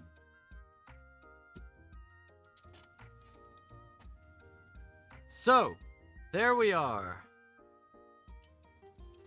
Thoughts, questions, commentary, denouncements, hate mail, all may be delivered either in the chat currently, or you can, of course, come down to the Discord, the thing that you're looking at right here. You can now join this channel, talk about this thing, tell people if you think it's good, if you think it's bad, if you think we need to change what these words are on this screen.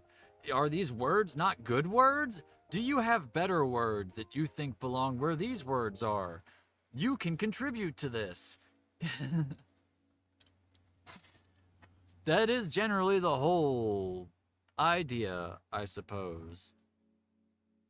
Do you think this is silly? Do you think this is a waste of my time? Do you think we should stop and do something else? You can say those things, but if you're mean about it, we might just block you.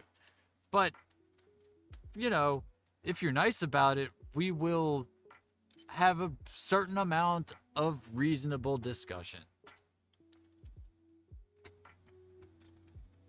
And one thing I know that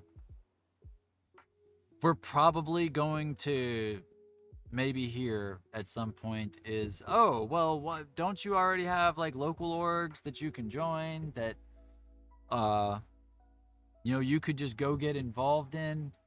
And there are some local organizations that do, you know, certain varieties of mutual aid, and I understand that we have a very vague scope here, but I spent a whole lot of time throughout this pandemic really socially isolated because of my medical issues, where the internet was the only like access that I had to the broader world, to support.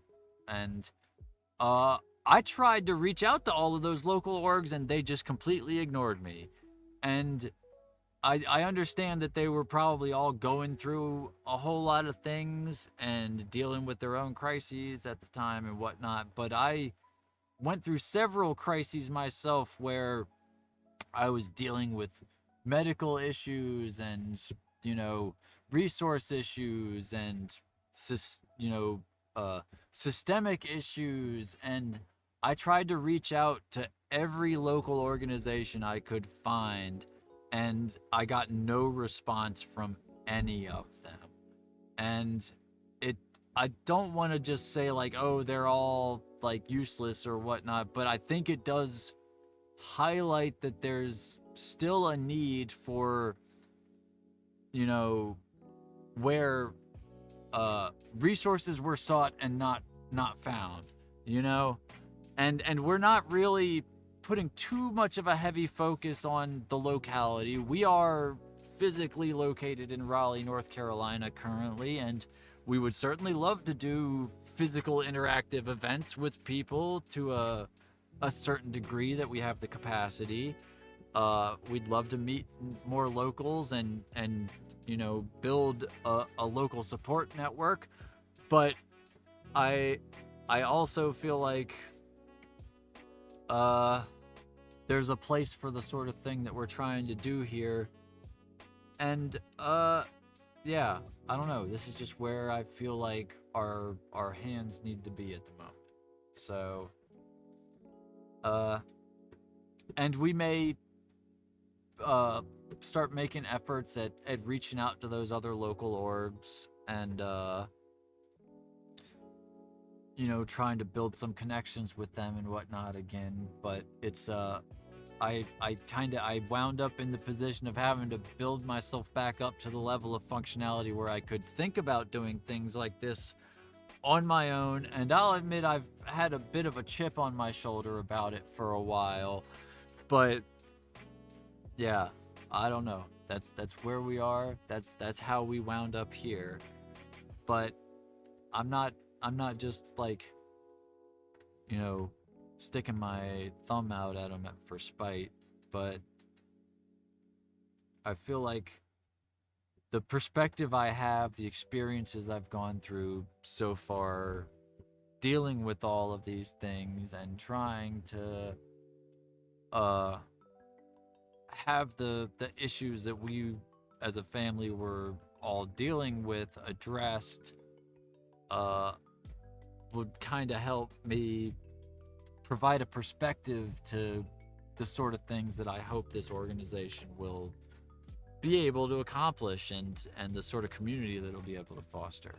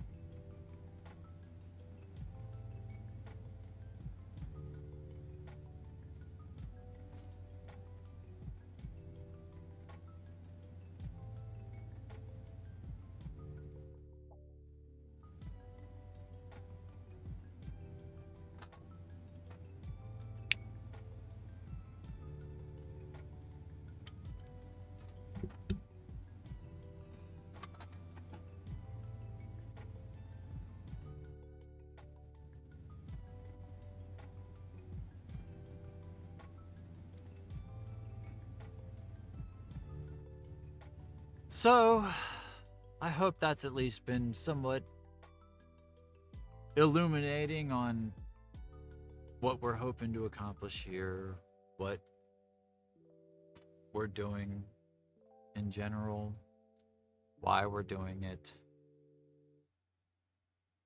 It took a bit of a meandering path to get here, but I feel like we're taking steps in positive directions.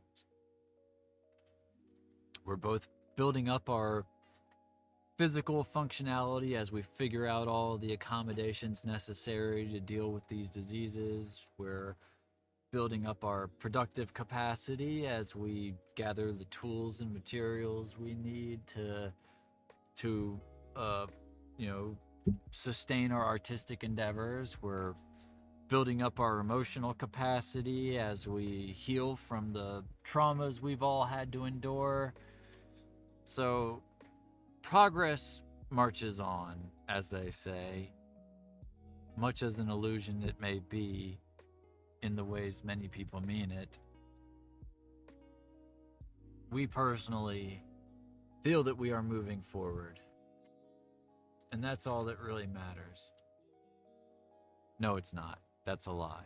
A lot more matters than feeling like you're moving forward. We have to actually get results, and that's why we need to work together.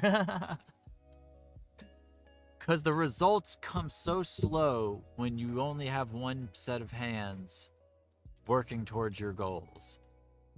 As they say, many hands make light work. So the easier we can come together, and that's why the 5% towards the community goals thing is so important, I think, is you need to not just lay your hands towards the general organization of the church and, trying to, keep things moving along, but we have to provide benefit to our membership. And that doesn't always have to strictly mean improving their life in some sort of, strict sort of,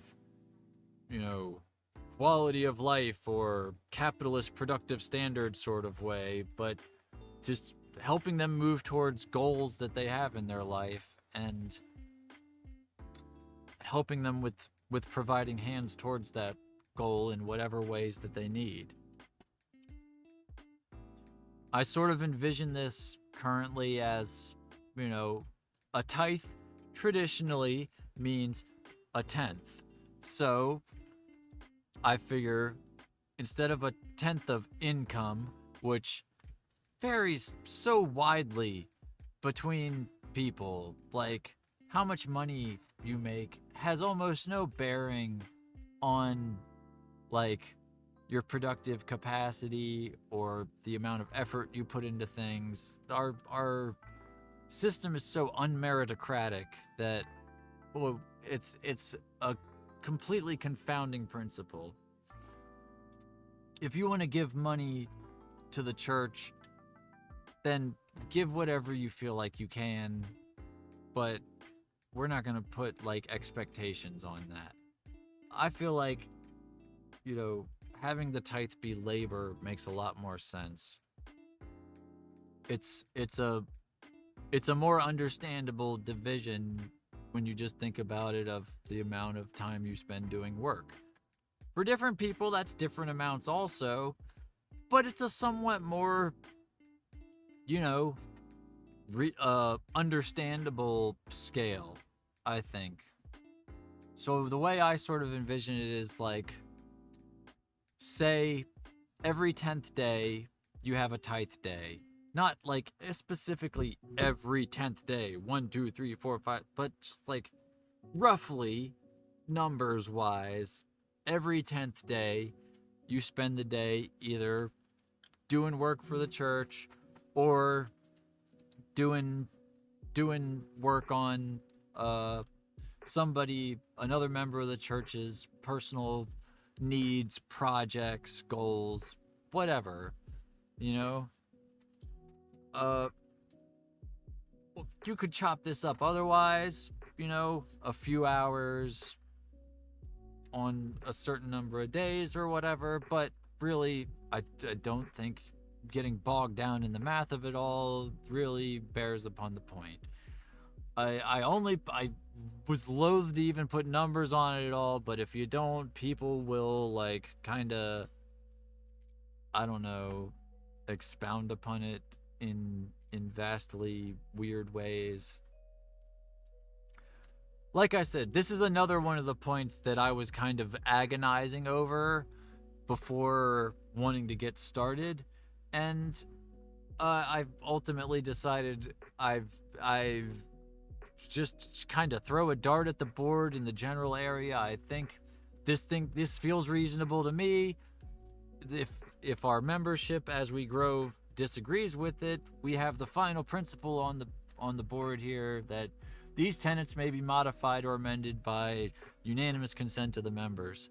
We might have a lot of that in the first stage of things as we bring in new people. New people want to join the organization and, have ideas on how to better run things, what our more core focusing principles should be. But I feel like this is a reasonable enough place to jump off from.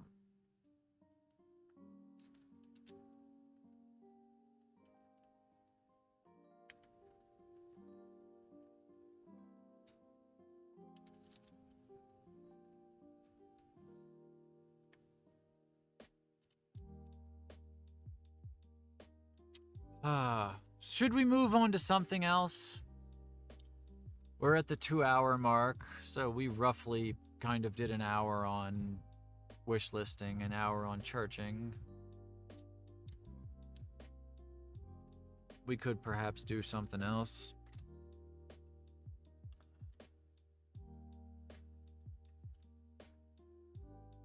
Whoops.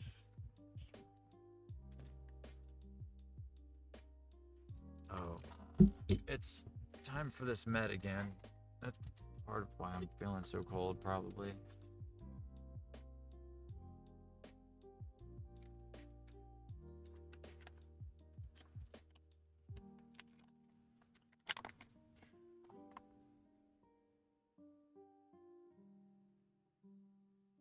Whoa, too much.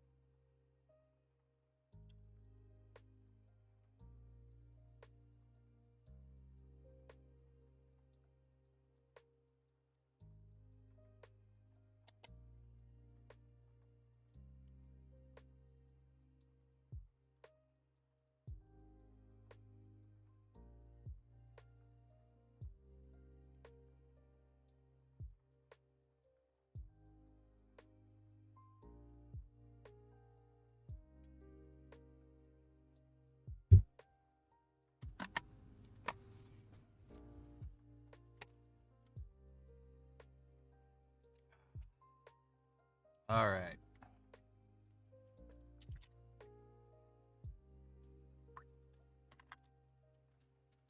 I'm going to go on the Be Right Back screen for a moment, after which I will be right back.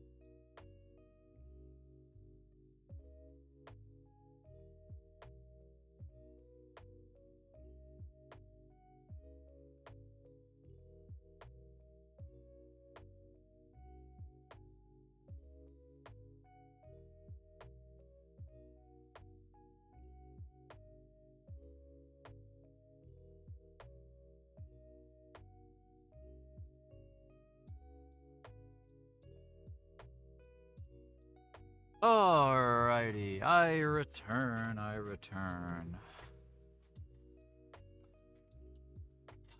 So, what should we do now?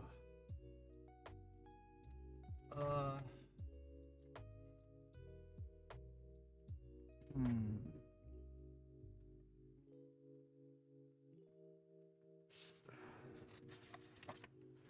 I'm going to have a dinner.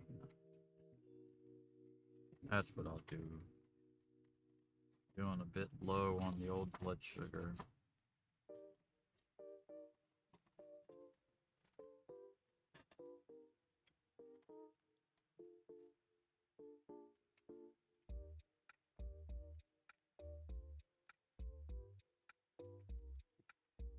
Perhaps we should do some art, maybe some music, or just sit around and talk.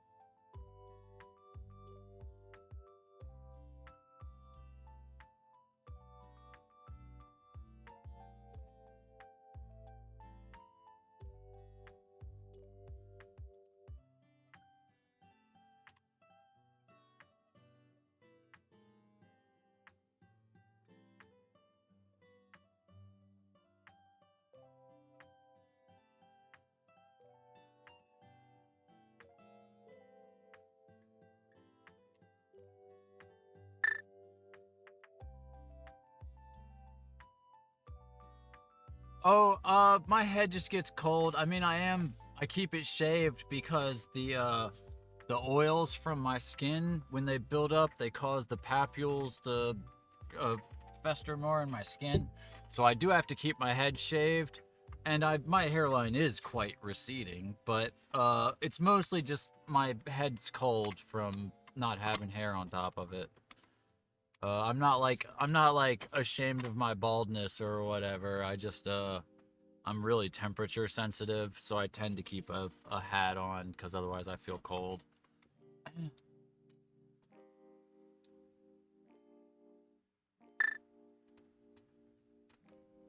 Pushing 40. Gonna be 40 real soon.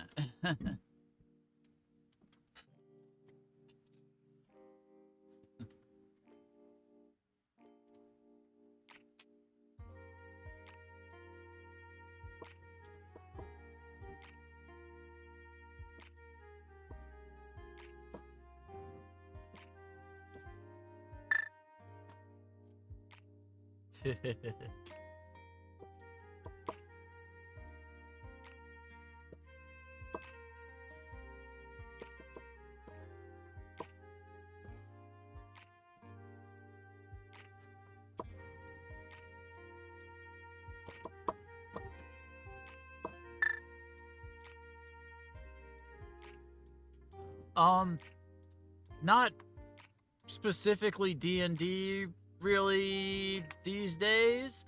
I mean, I haven't really had much RPG going on in general, but I am uh I did used to play D&D. I've played a few other systems. I've got a couple of systems I've got printed out that are like one shots or little short campaigns and whatnot that I've been meaning to get something going. Uh, I really want to do a one shot of You Awaken in a Strange Place. I've been meaning to do that for a while. That's a really a fun looking one. I watched the Ox Ventures playthrough of that. Like, gosh, it's been like a year and a half now, and I've been wanting to play that ever since.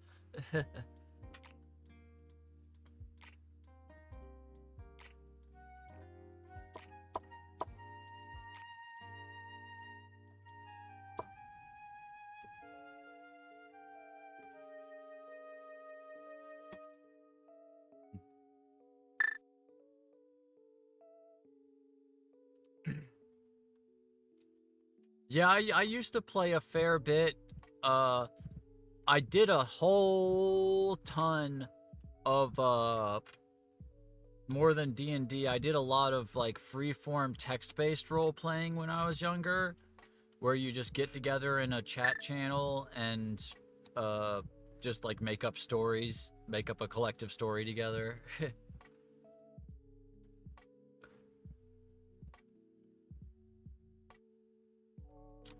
um Maybe. I don't know. I've never really been too much of a Star Wars person.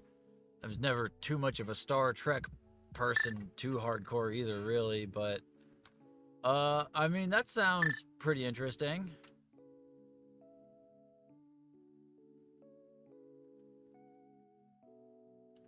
Oh yeah, I didn't do a whole ton of Vampire the Masquerade, but I had some friends that were really into it.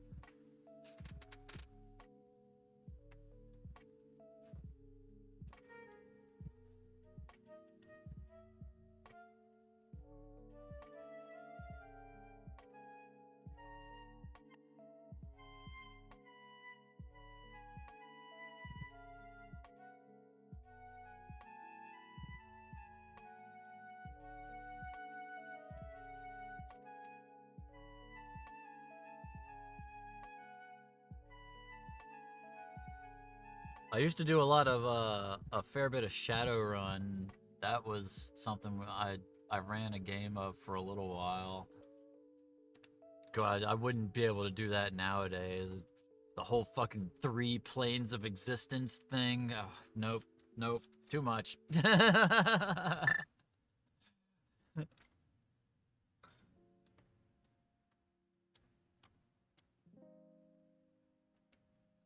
Yeah, for a while, uh, I had a project I was trying to get off the ground that was a kind of collaborative role-playing, like improvised puppet game sort of thing, where everybody would just video chat in and have a little cloth puppet.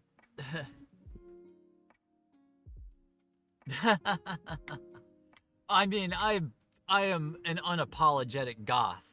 Like, there's no two bones about it. Here, let me I'll just throw up real quick image here. Let me pull up the picture that I drew on stream the other day.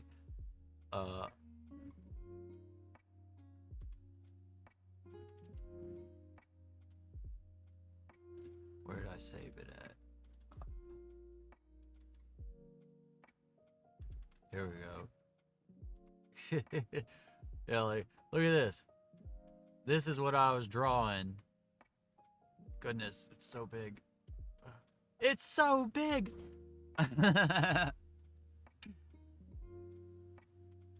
But yeah, like, I can understand how you could get Dark Emperor vibes from me.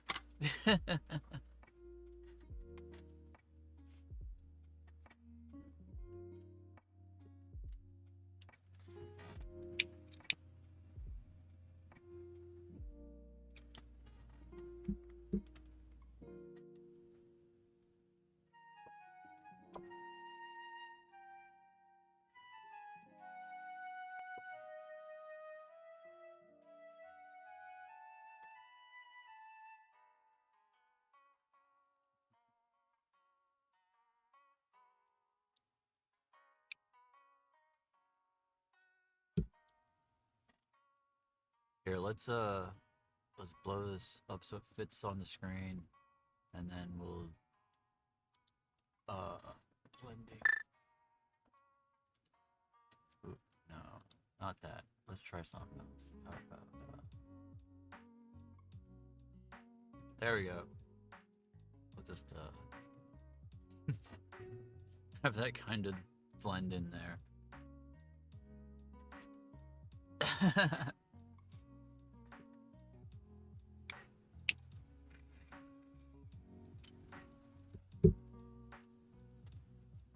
So I'm gonna be like, so I'd be like the Stalin or something, huh?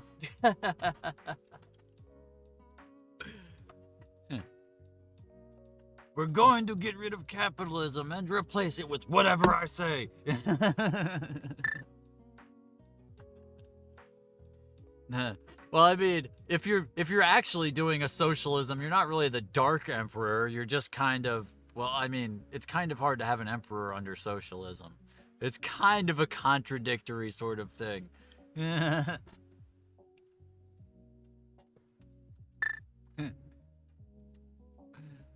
Well, I mean, Stalin is a bit more authoritarian than I lean these days a bit more towards the anarchist end of the leftist spectrum. But that being said, I also understand the utility and necessity in many situations in seizing the currently extant structures of resource distribution so you don't have a famine after your revolution.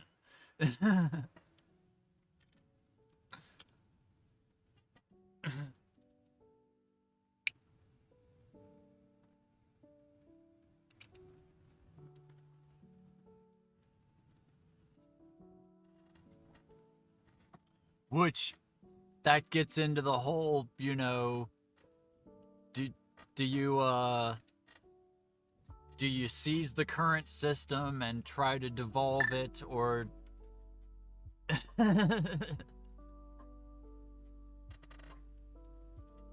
well, I mean, the dangerous villains are the ones who have the revolution without a plan. You know? Like, and the ones who get into power and say, oh, well, we need to seize the state so we can keep people eating while we switch over to a new non-hierarchical decision model. But then they just never do that transition. Like, the entire idea of a communist government is you're supposed to be working towards anarchy, basically. I mean, people will argue over whether that's the right word for what you're going for, but generally, stateless, classless, moneyless society is anarchism. And that's the goal of communism.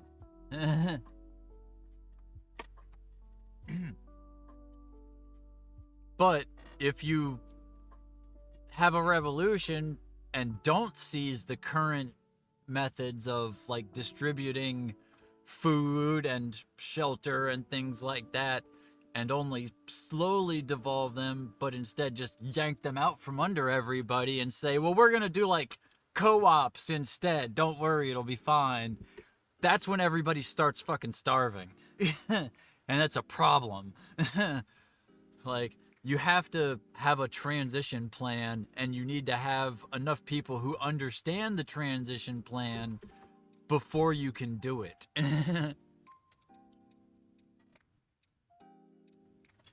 Which, like, I understand the hate of wanting to just get rid of, like, the entire capitalist system all at once. But that way lies mass starvation, at least for a little while, you know?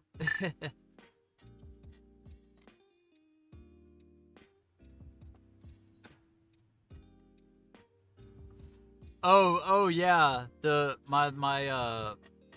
well, it's a bot. It's just my little thing to do the bots, the useful adversary. I called them the useful adversary. That's a joke on the word Satan is originally Satan. It's the adversary. It's and so the joke is that they are like, you know, they're evil. They're my demon bot. The Satan computer bot that but they're also useful because they provide links and do functions as I poke buttons on my little beep boop over here. But no, that's not me. That's a picture of John Denver with glowing red eyes, which I made like 2 years ago for completely... I don't even remember why I made it. It was something silly on Twitter.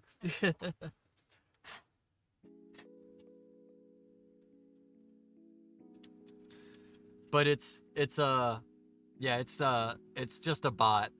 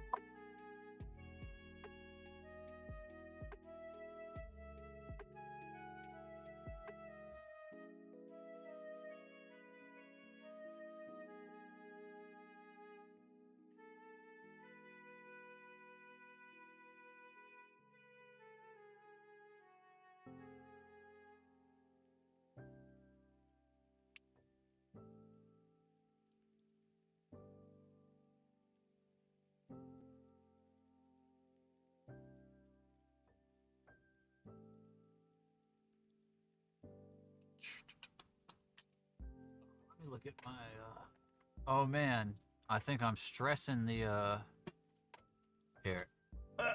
Let's go back. I'm gonna cut back over to the face cam for a minute and let my OBS catch up. I think I was turning into a slideshow again. My computer is a potato. So,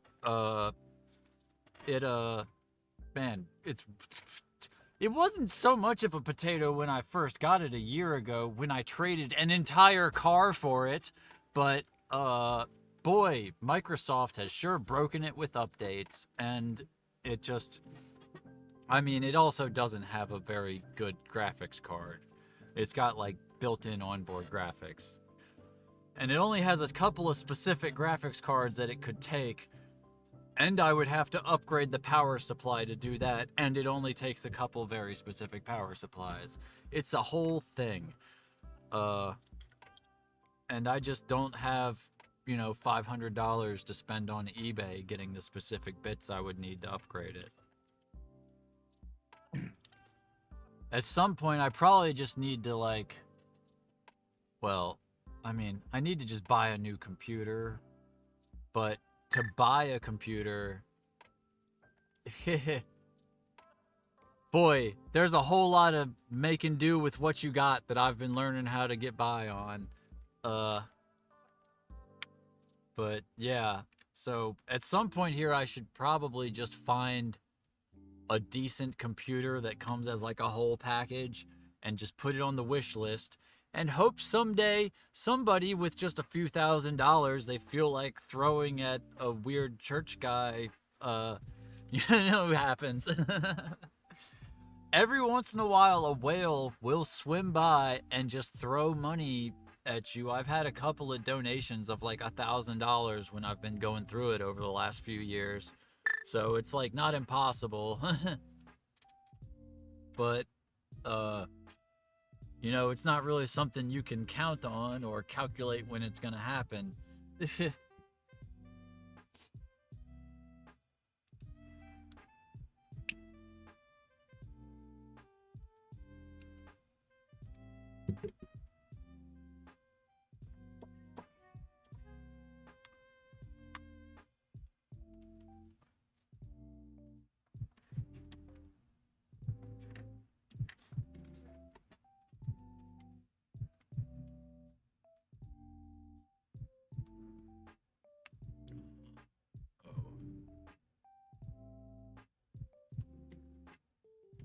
Oh, I missed, Christian Maliani. Thank you for the follow. I somehow did not notice that when it happened.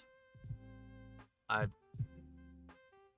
guess I was probably playing music or something on top of it and did not hear the noise.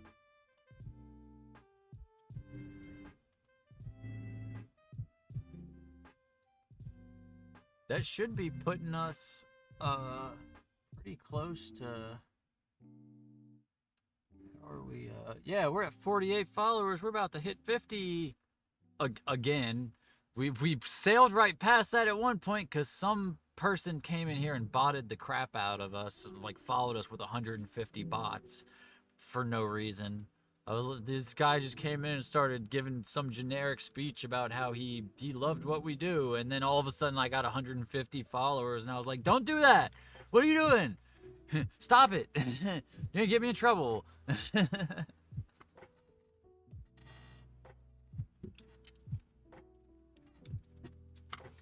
The funny thing was when I looked it up and I was like trying to figure out what you're supposed to do when that happens, Twitch's like official advice is basically like, don't worry about it. It'll work itself out. Just don't. In fact, they explicitly say to just pretend it's not happening. It's like, really? Okay. I see how it is. You just don't want people to realize how many bots there are out there. They're like, turn off your notifications for follows and just pretend it's not happening. I'm like, oh, okay. Great. There's like no way to really like report it very easily or anything.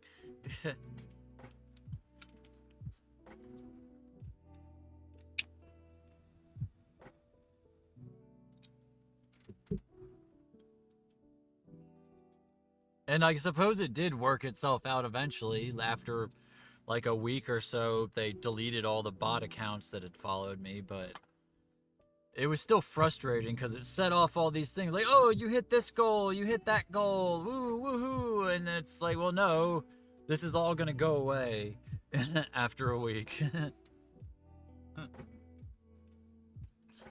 And the bot followers all disappeared like 2 weeks before they reset the goals. Like for a while, it still said I had met certain goals that I really hadn't. They did finally fix those, but that script apparently only runs once a month or something.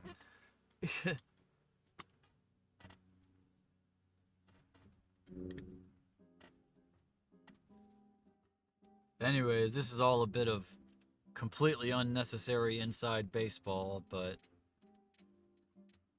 we're just kind of hanging out now anyway.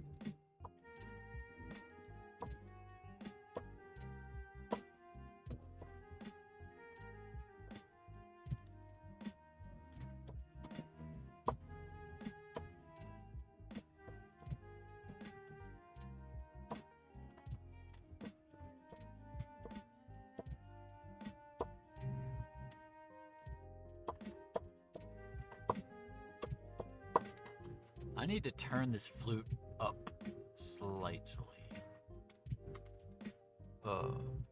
Let's...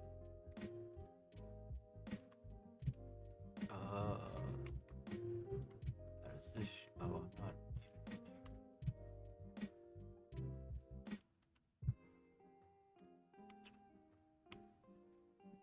Oh, I think I wanna... Oh yeah, let's turn our... this...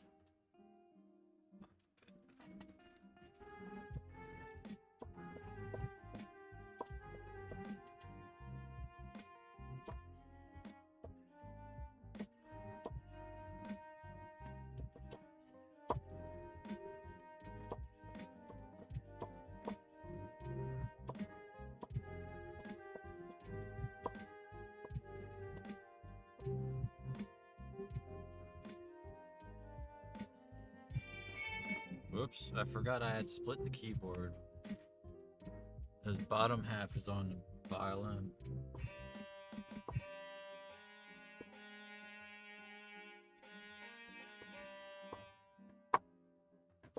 Oh, that's the bottom of the range, I guess. Oh.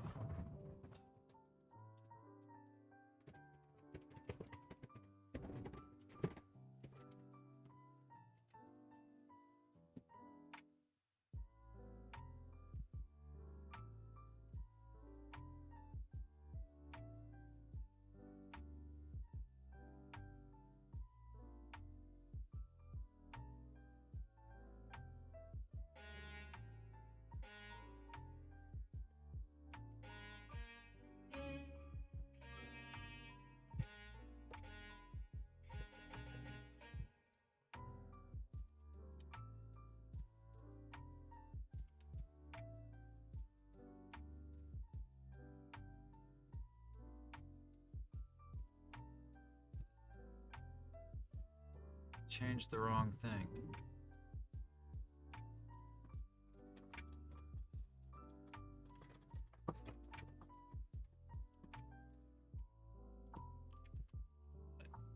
Just gonna reload the file instead of trying to dig that back up.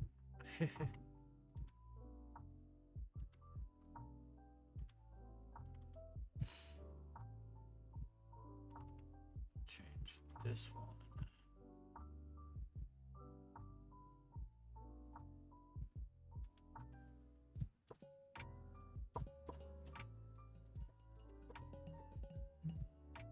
Okay, that's what the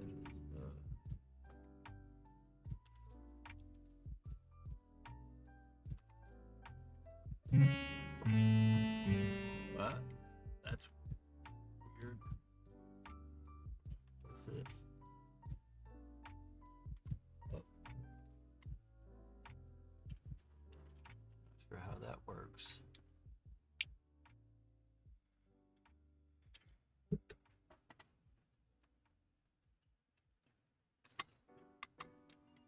This is part of the problem with doing music, is I always end up deciding I want to play a different instrument, and then I end up like just starting to staring at the screen for 10 minutes while I fiddle around with settings.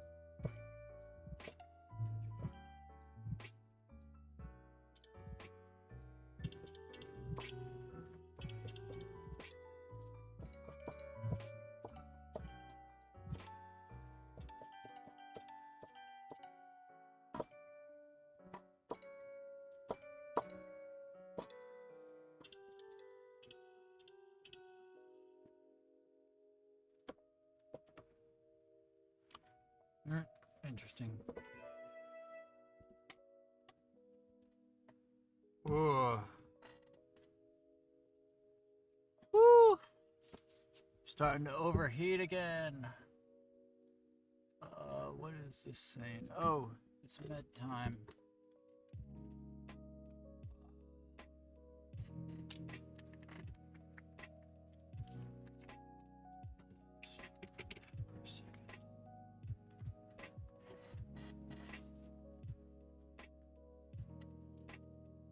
Alright, let's lose the collar again.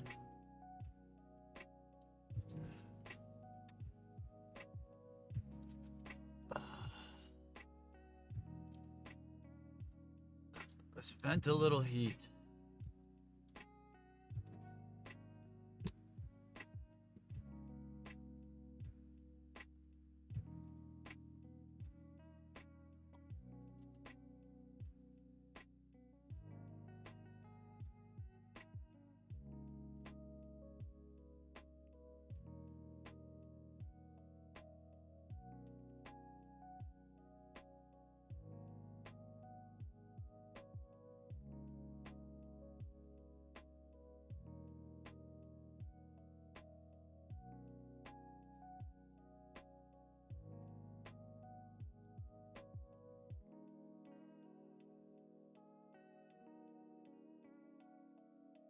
Something stuck on the tip, smelled like burning plastic.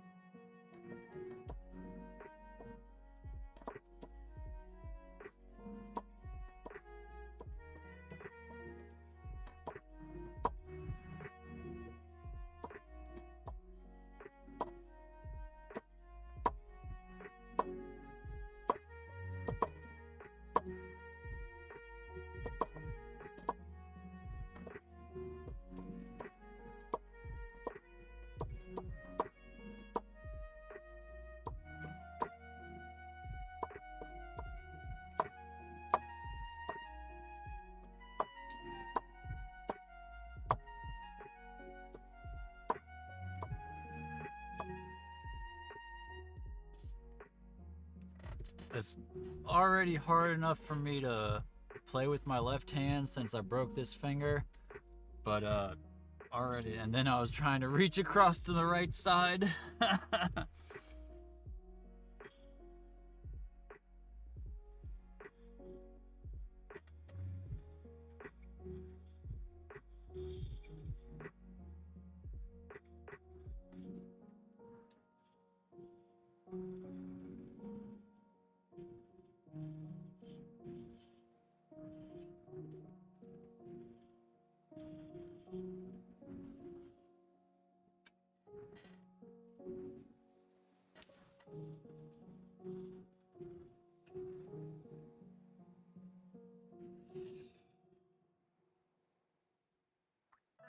All right.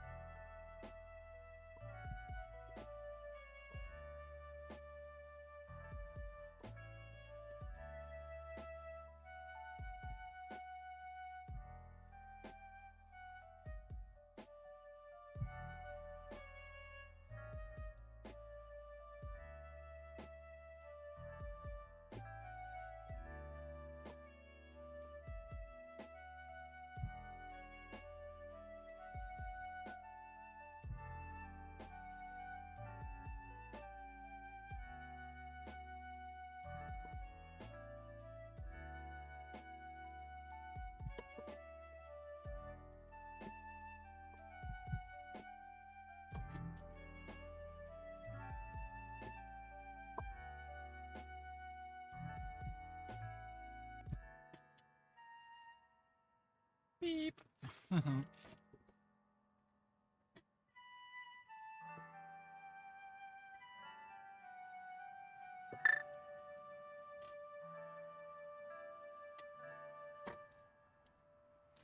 Oh yeah. I go through a bit of that sometimes.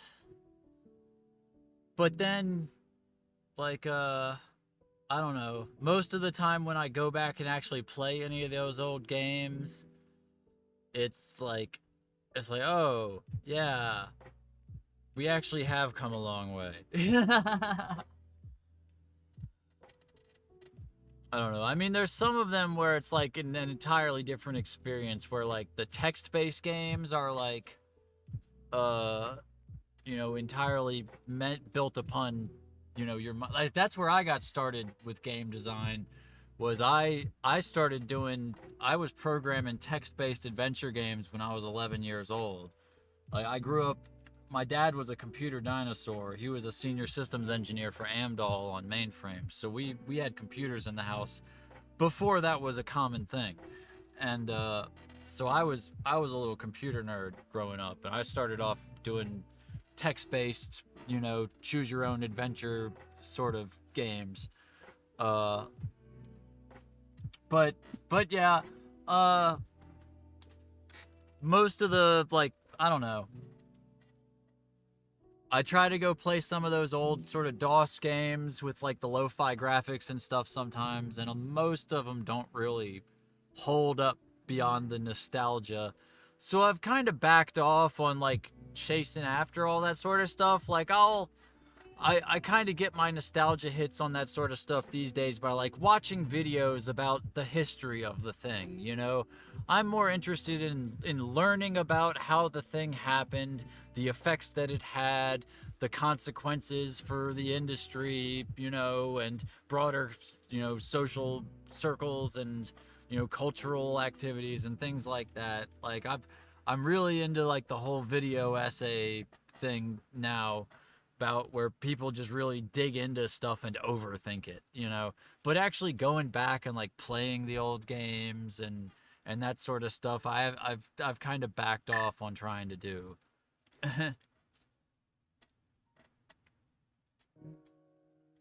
Yeah, yeah. We always had all sorts of computers in the house, like mountains of stuff. God, man, I wish we still had all the stuff that me and my idiot friends we used to take. Like, my dad had piles of old, like, black and white and monochrome monitors and dot matrix printers and all sorts of stuff that, you know, in the 80s and 90s, it was trash. Nowadays, it would represent thousands and thousands of dollars on eBay, aside from the fact that it's fucking cool stuff. But me and my idiot friends drug it all behind the railroad tracks and smashed it up with crowbars and shit like that, just being dumb teenagers. Yeah, I kick myself every day thinking about all of the awesome stuff that we just destroyed because nobody cared about it at the time. My dad didn't care about it. He had it piled up in a corner of mountains of junk. He was just like, because he was just a kind of a hoarder, because it was like, well, I might have some use. I might need it for something at some point. And so we just had mountains and mountains of computer garbage, and oh god, me and my friends destroyed so much of it.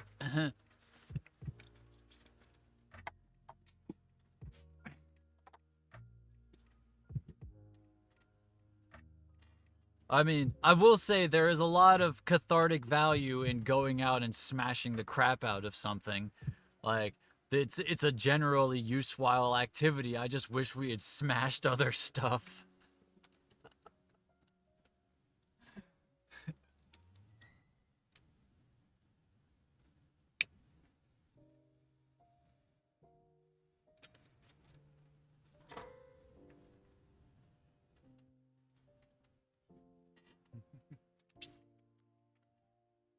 Uh, well, that's cool that you were able to hold on to that. I don't have a whole lot of technology stuff from back then. Uh, Assuming it's still in the storage bin, which I certainly hope it is, I do have a piece of art I did where I took a piece of cardboard and I glued down a bunch of floppy disks. It's like yay big, and I glued a bunch of floppy disks down to a piece of cardboard and then covered it with a piece of plexiglass that came out of a patch panel at the postal service where I did some fiber optic installs with my dad. Uh, and it was like bound together. The hook that held it up was an old IDE cable wrapped around the whole thing. So it's really neat. And it's made of all the old like floppy disks I had when I was growing up. It's got like Mario Teaches Typing in there, and like, a couple of old like DOS games like Tetris and things like that that are all glued up in it.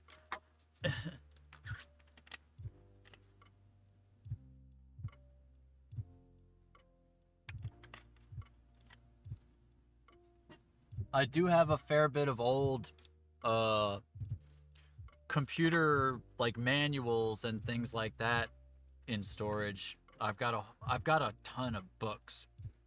I need to, well, I mean, I don't have anywhere to bring them out to. I'm in a tent, and I already don't have enough space in here for all the stuff I have, all the tools and materials for crafting and whatnot in here. I am, I am dying of lack of storage. I've got so much stuff just piled on top of each other and hanging off of stuff, and but I miss my books. I wish I could pull out all my books and have them up on shelves around me again.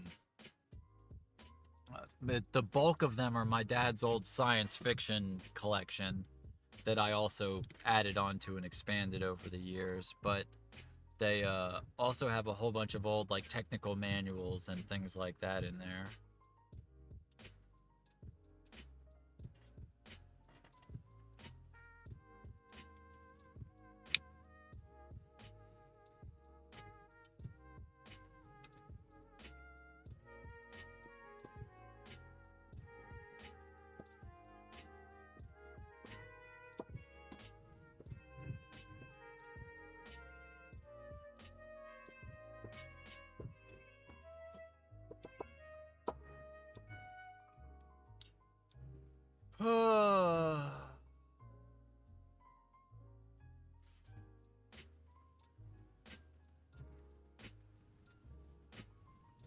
I've got some other like old cool stuff, but it's not particularly computer related. Like I do have my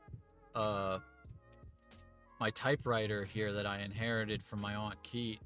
That's a really cool old Royal Deluxe typewriter.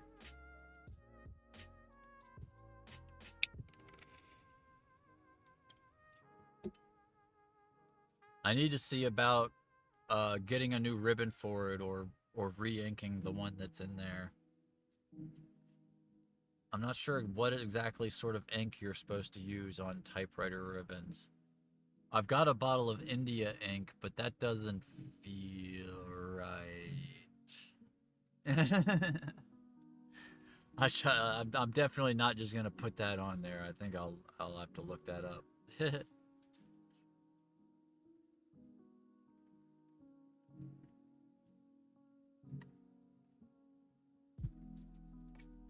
It does still type as it stands, but it's really faint. It definitely needs to be inked or have a new ribbon, if you can obtain such things these days.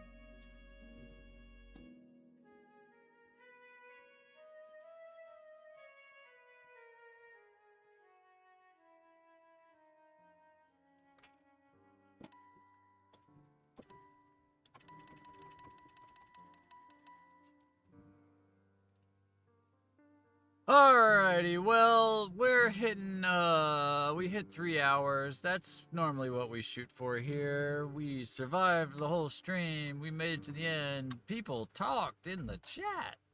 What about that? Ha! Good times, good times. Thank you, everybody, for joining us. We will be here once again, hopefully tomorrow. We aim to stream every day at 10 a.m. Eastern Time. Coming to you live from Raleigh, North Carolina, unfortunately, but persistently. I just realized this whole time my microphone has been like pointed at the ceiling. So I probably wasn't being picked up too well, but oh well. Nobody complained. Must not have been too bad. Anyways, thank you, Dravenheart, for joining us. Thank you, all of our new followers we got today. I can't have everything on the screen at the same time.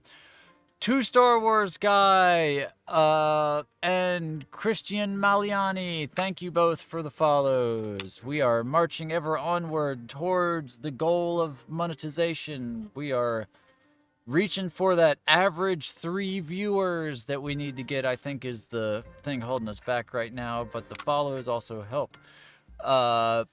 As always, if you would like to support us, there are all the sorts of things you can do. Let's one last spam of links in the chat. There's the Discord, which I was showing off earlier, and you can join us and chat.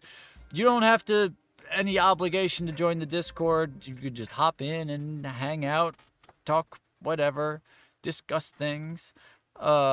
There is, of course, the Throne, which is the wish list we reviewed earlier. Allows you to buy all sorts of things, tools, materials, disability accommodations, and other things to help us survive the harsh winters in this cold tent. And we also have the Ko-fi, where you can sign up for a monthly membership, which gets you access to the sneak peek in the Discord.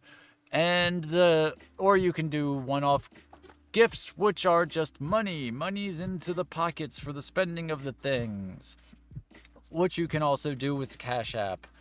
A little bit less important to have Cash App as an option, I think. Well, I don't know. For a while, the Ko-fi would often go into Stripe, and there was no way to get the money out immediately, so Cash App was the only guaranteed immediate way. Now we can get money out of Stripe immediately, but they charge like an extra percentage or whatever. So I don't know.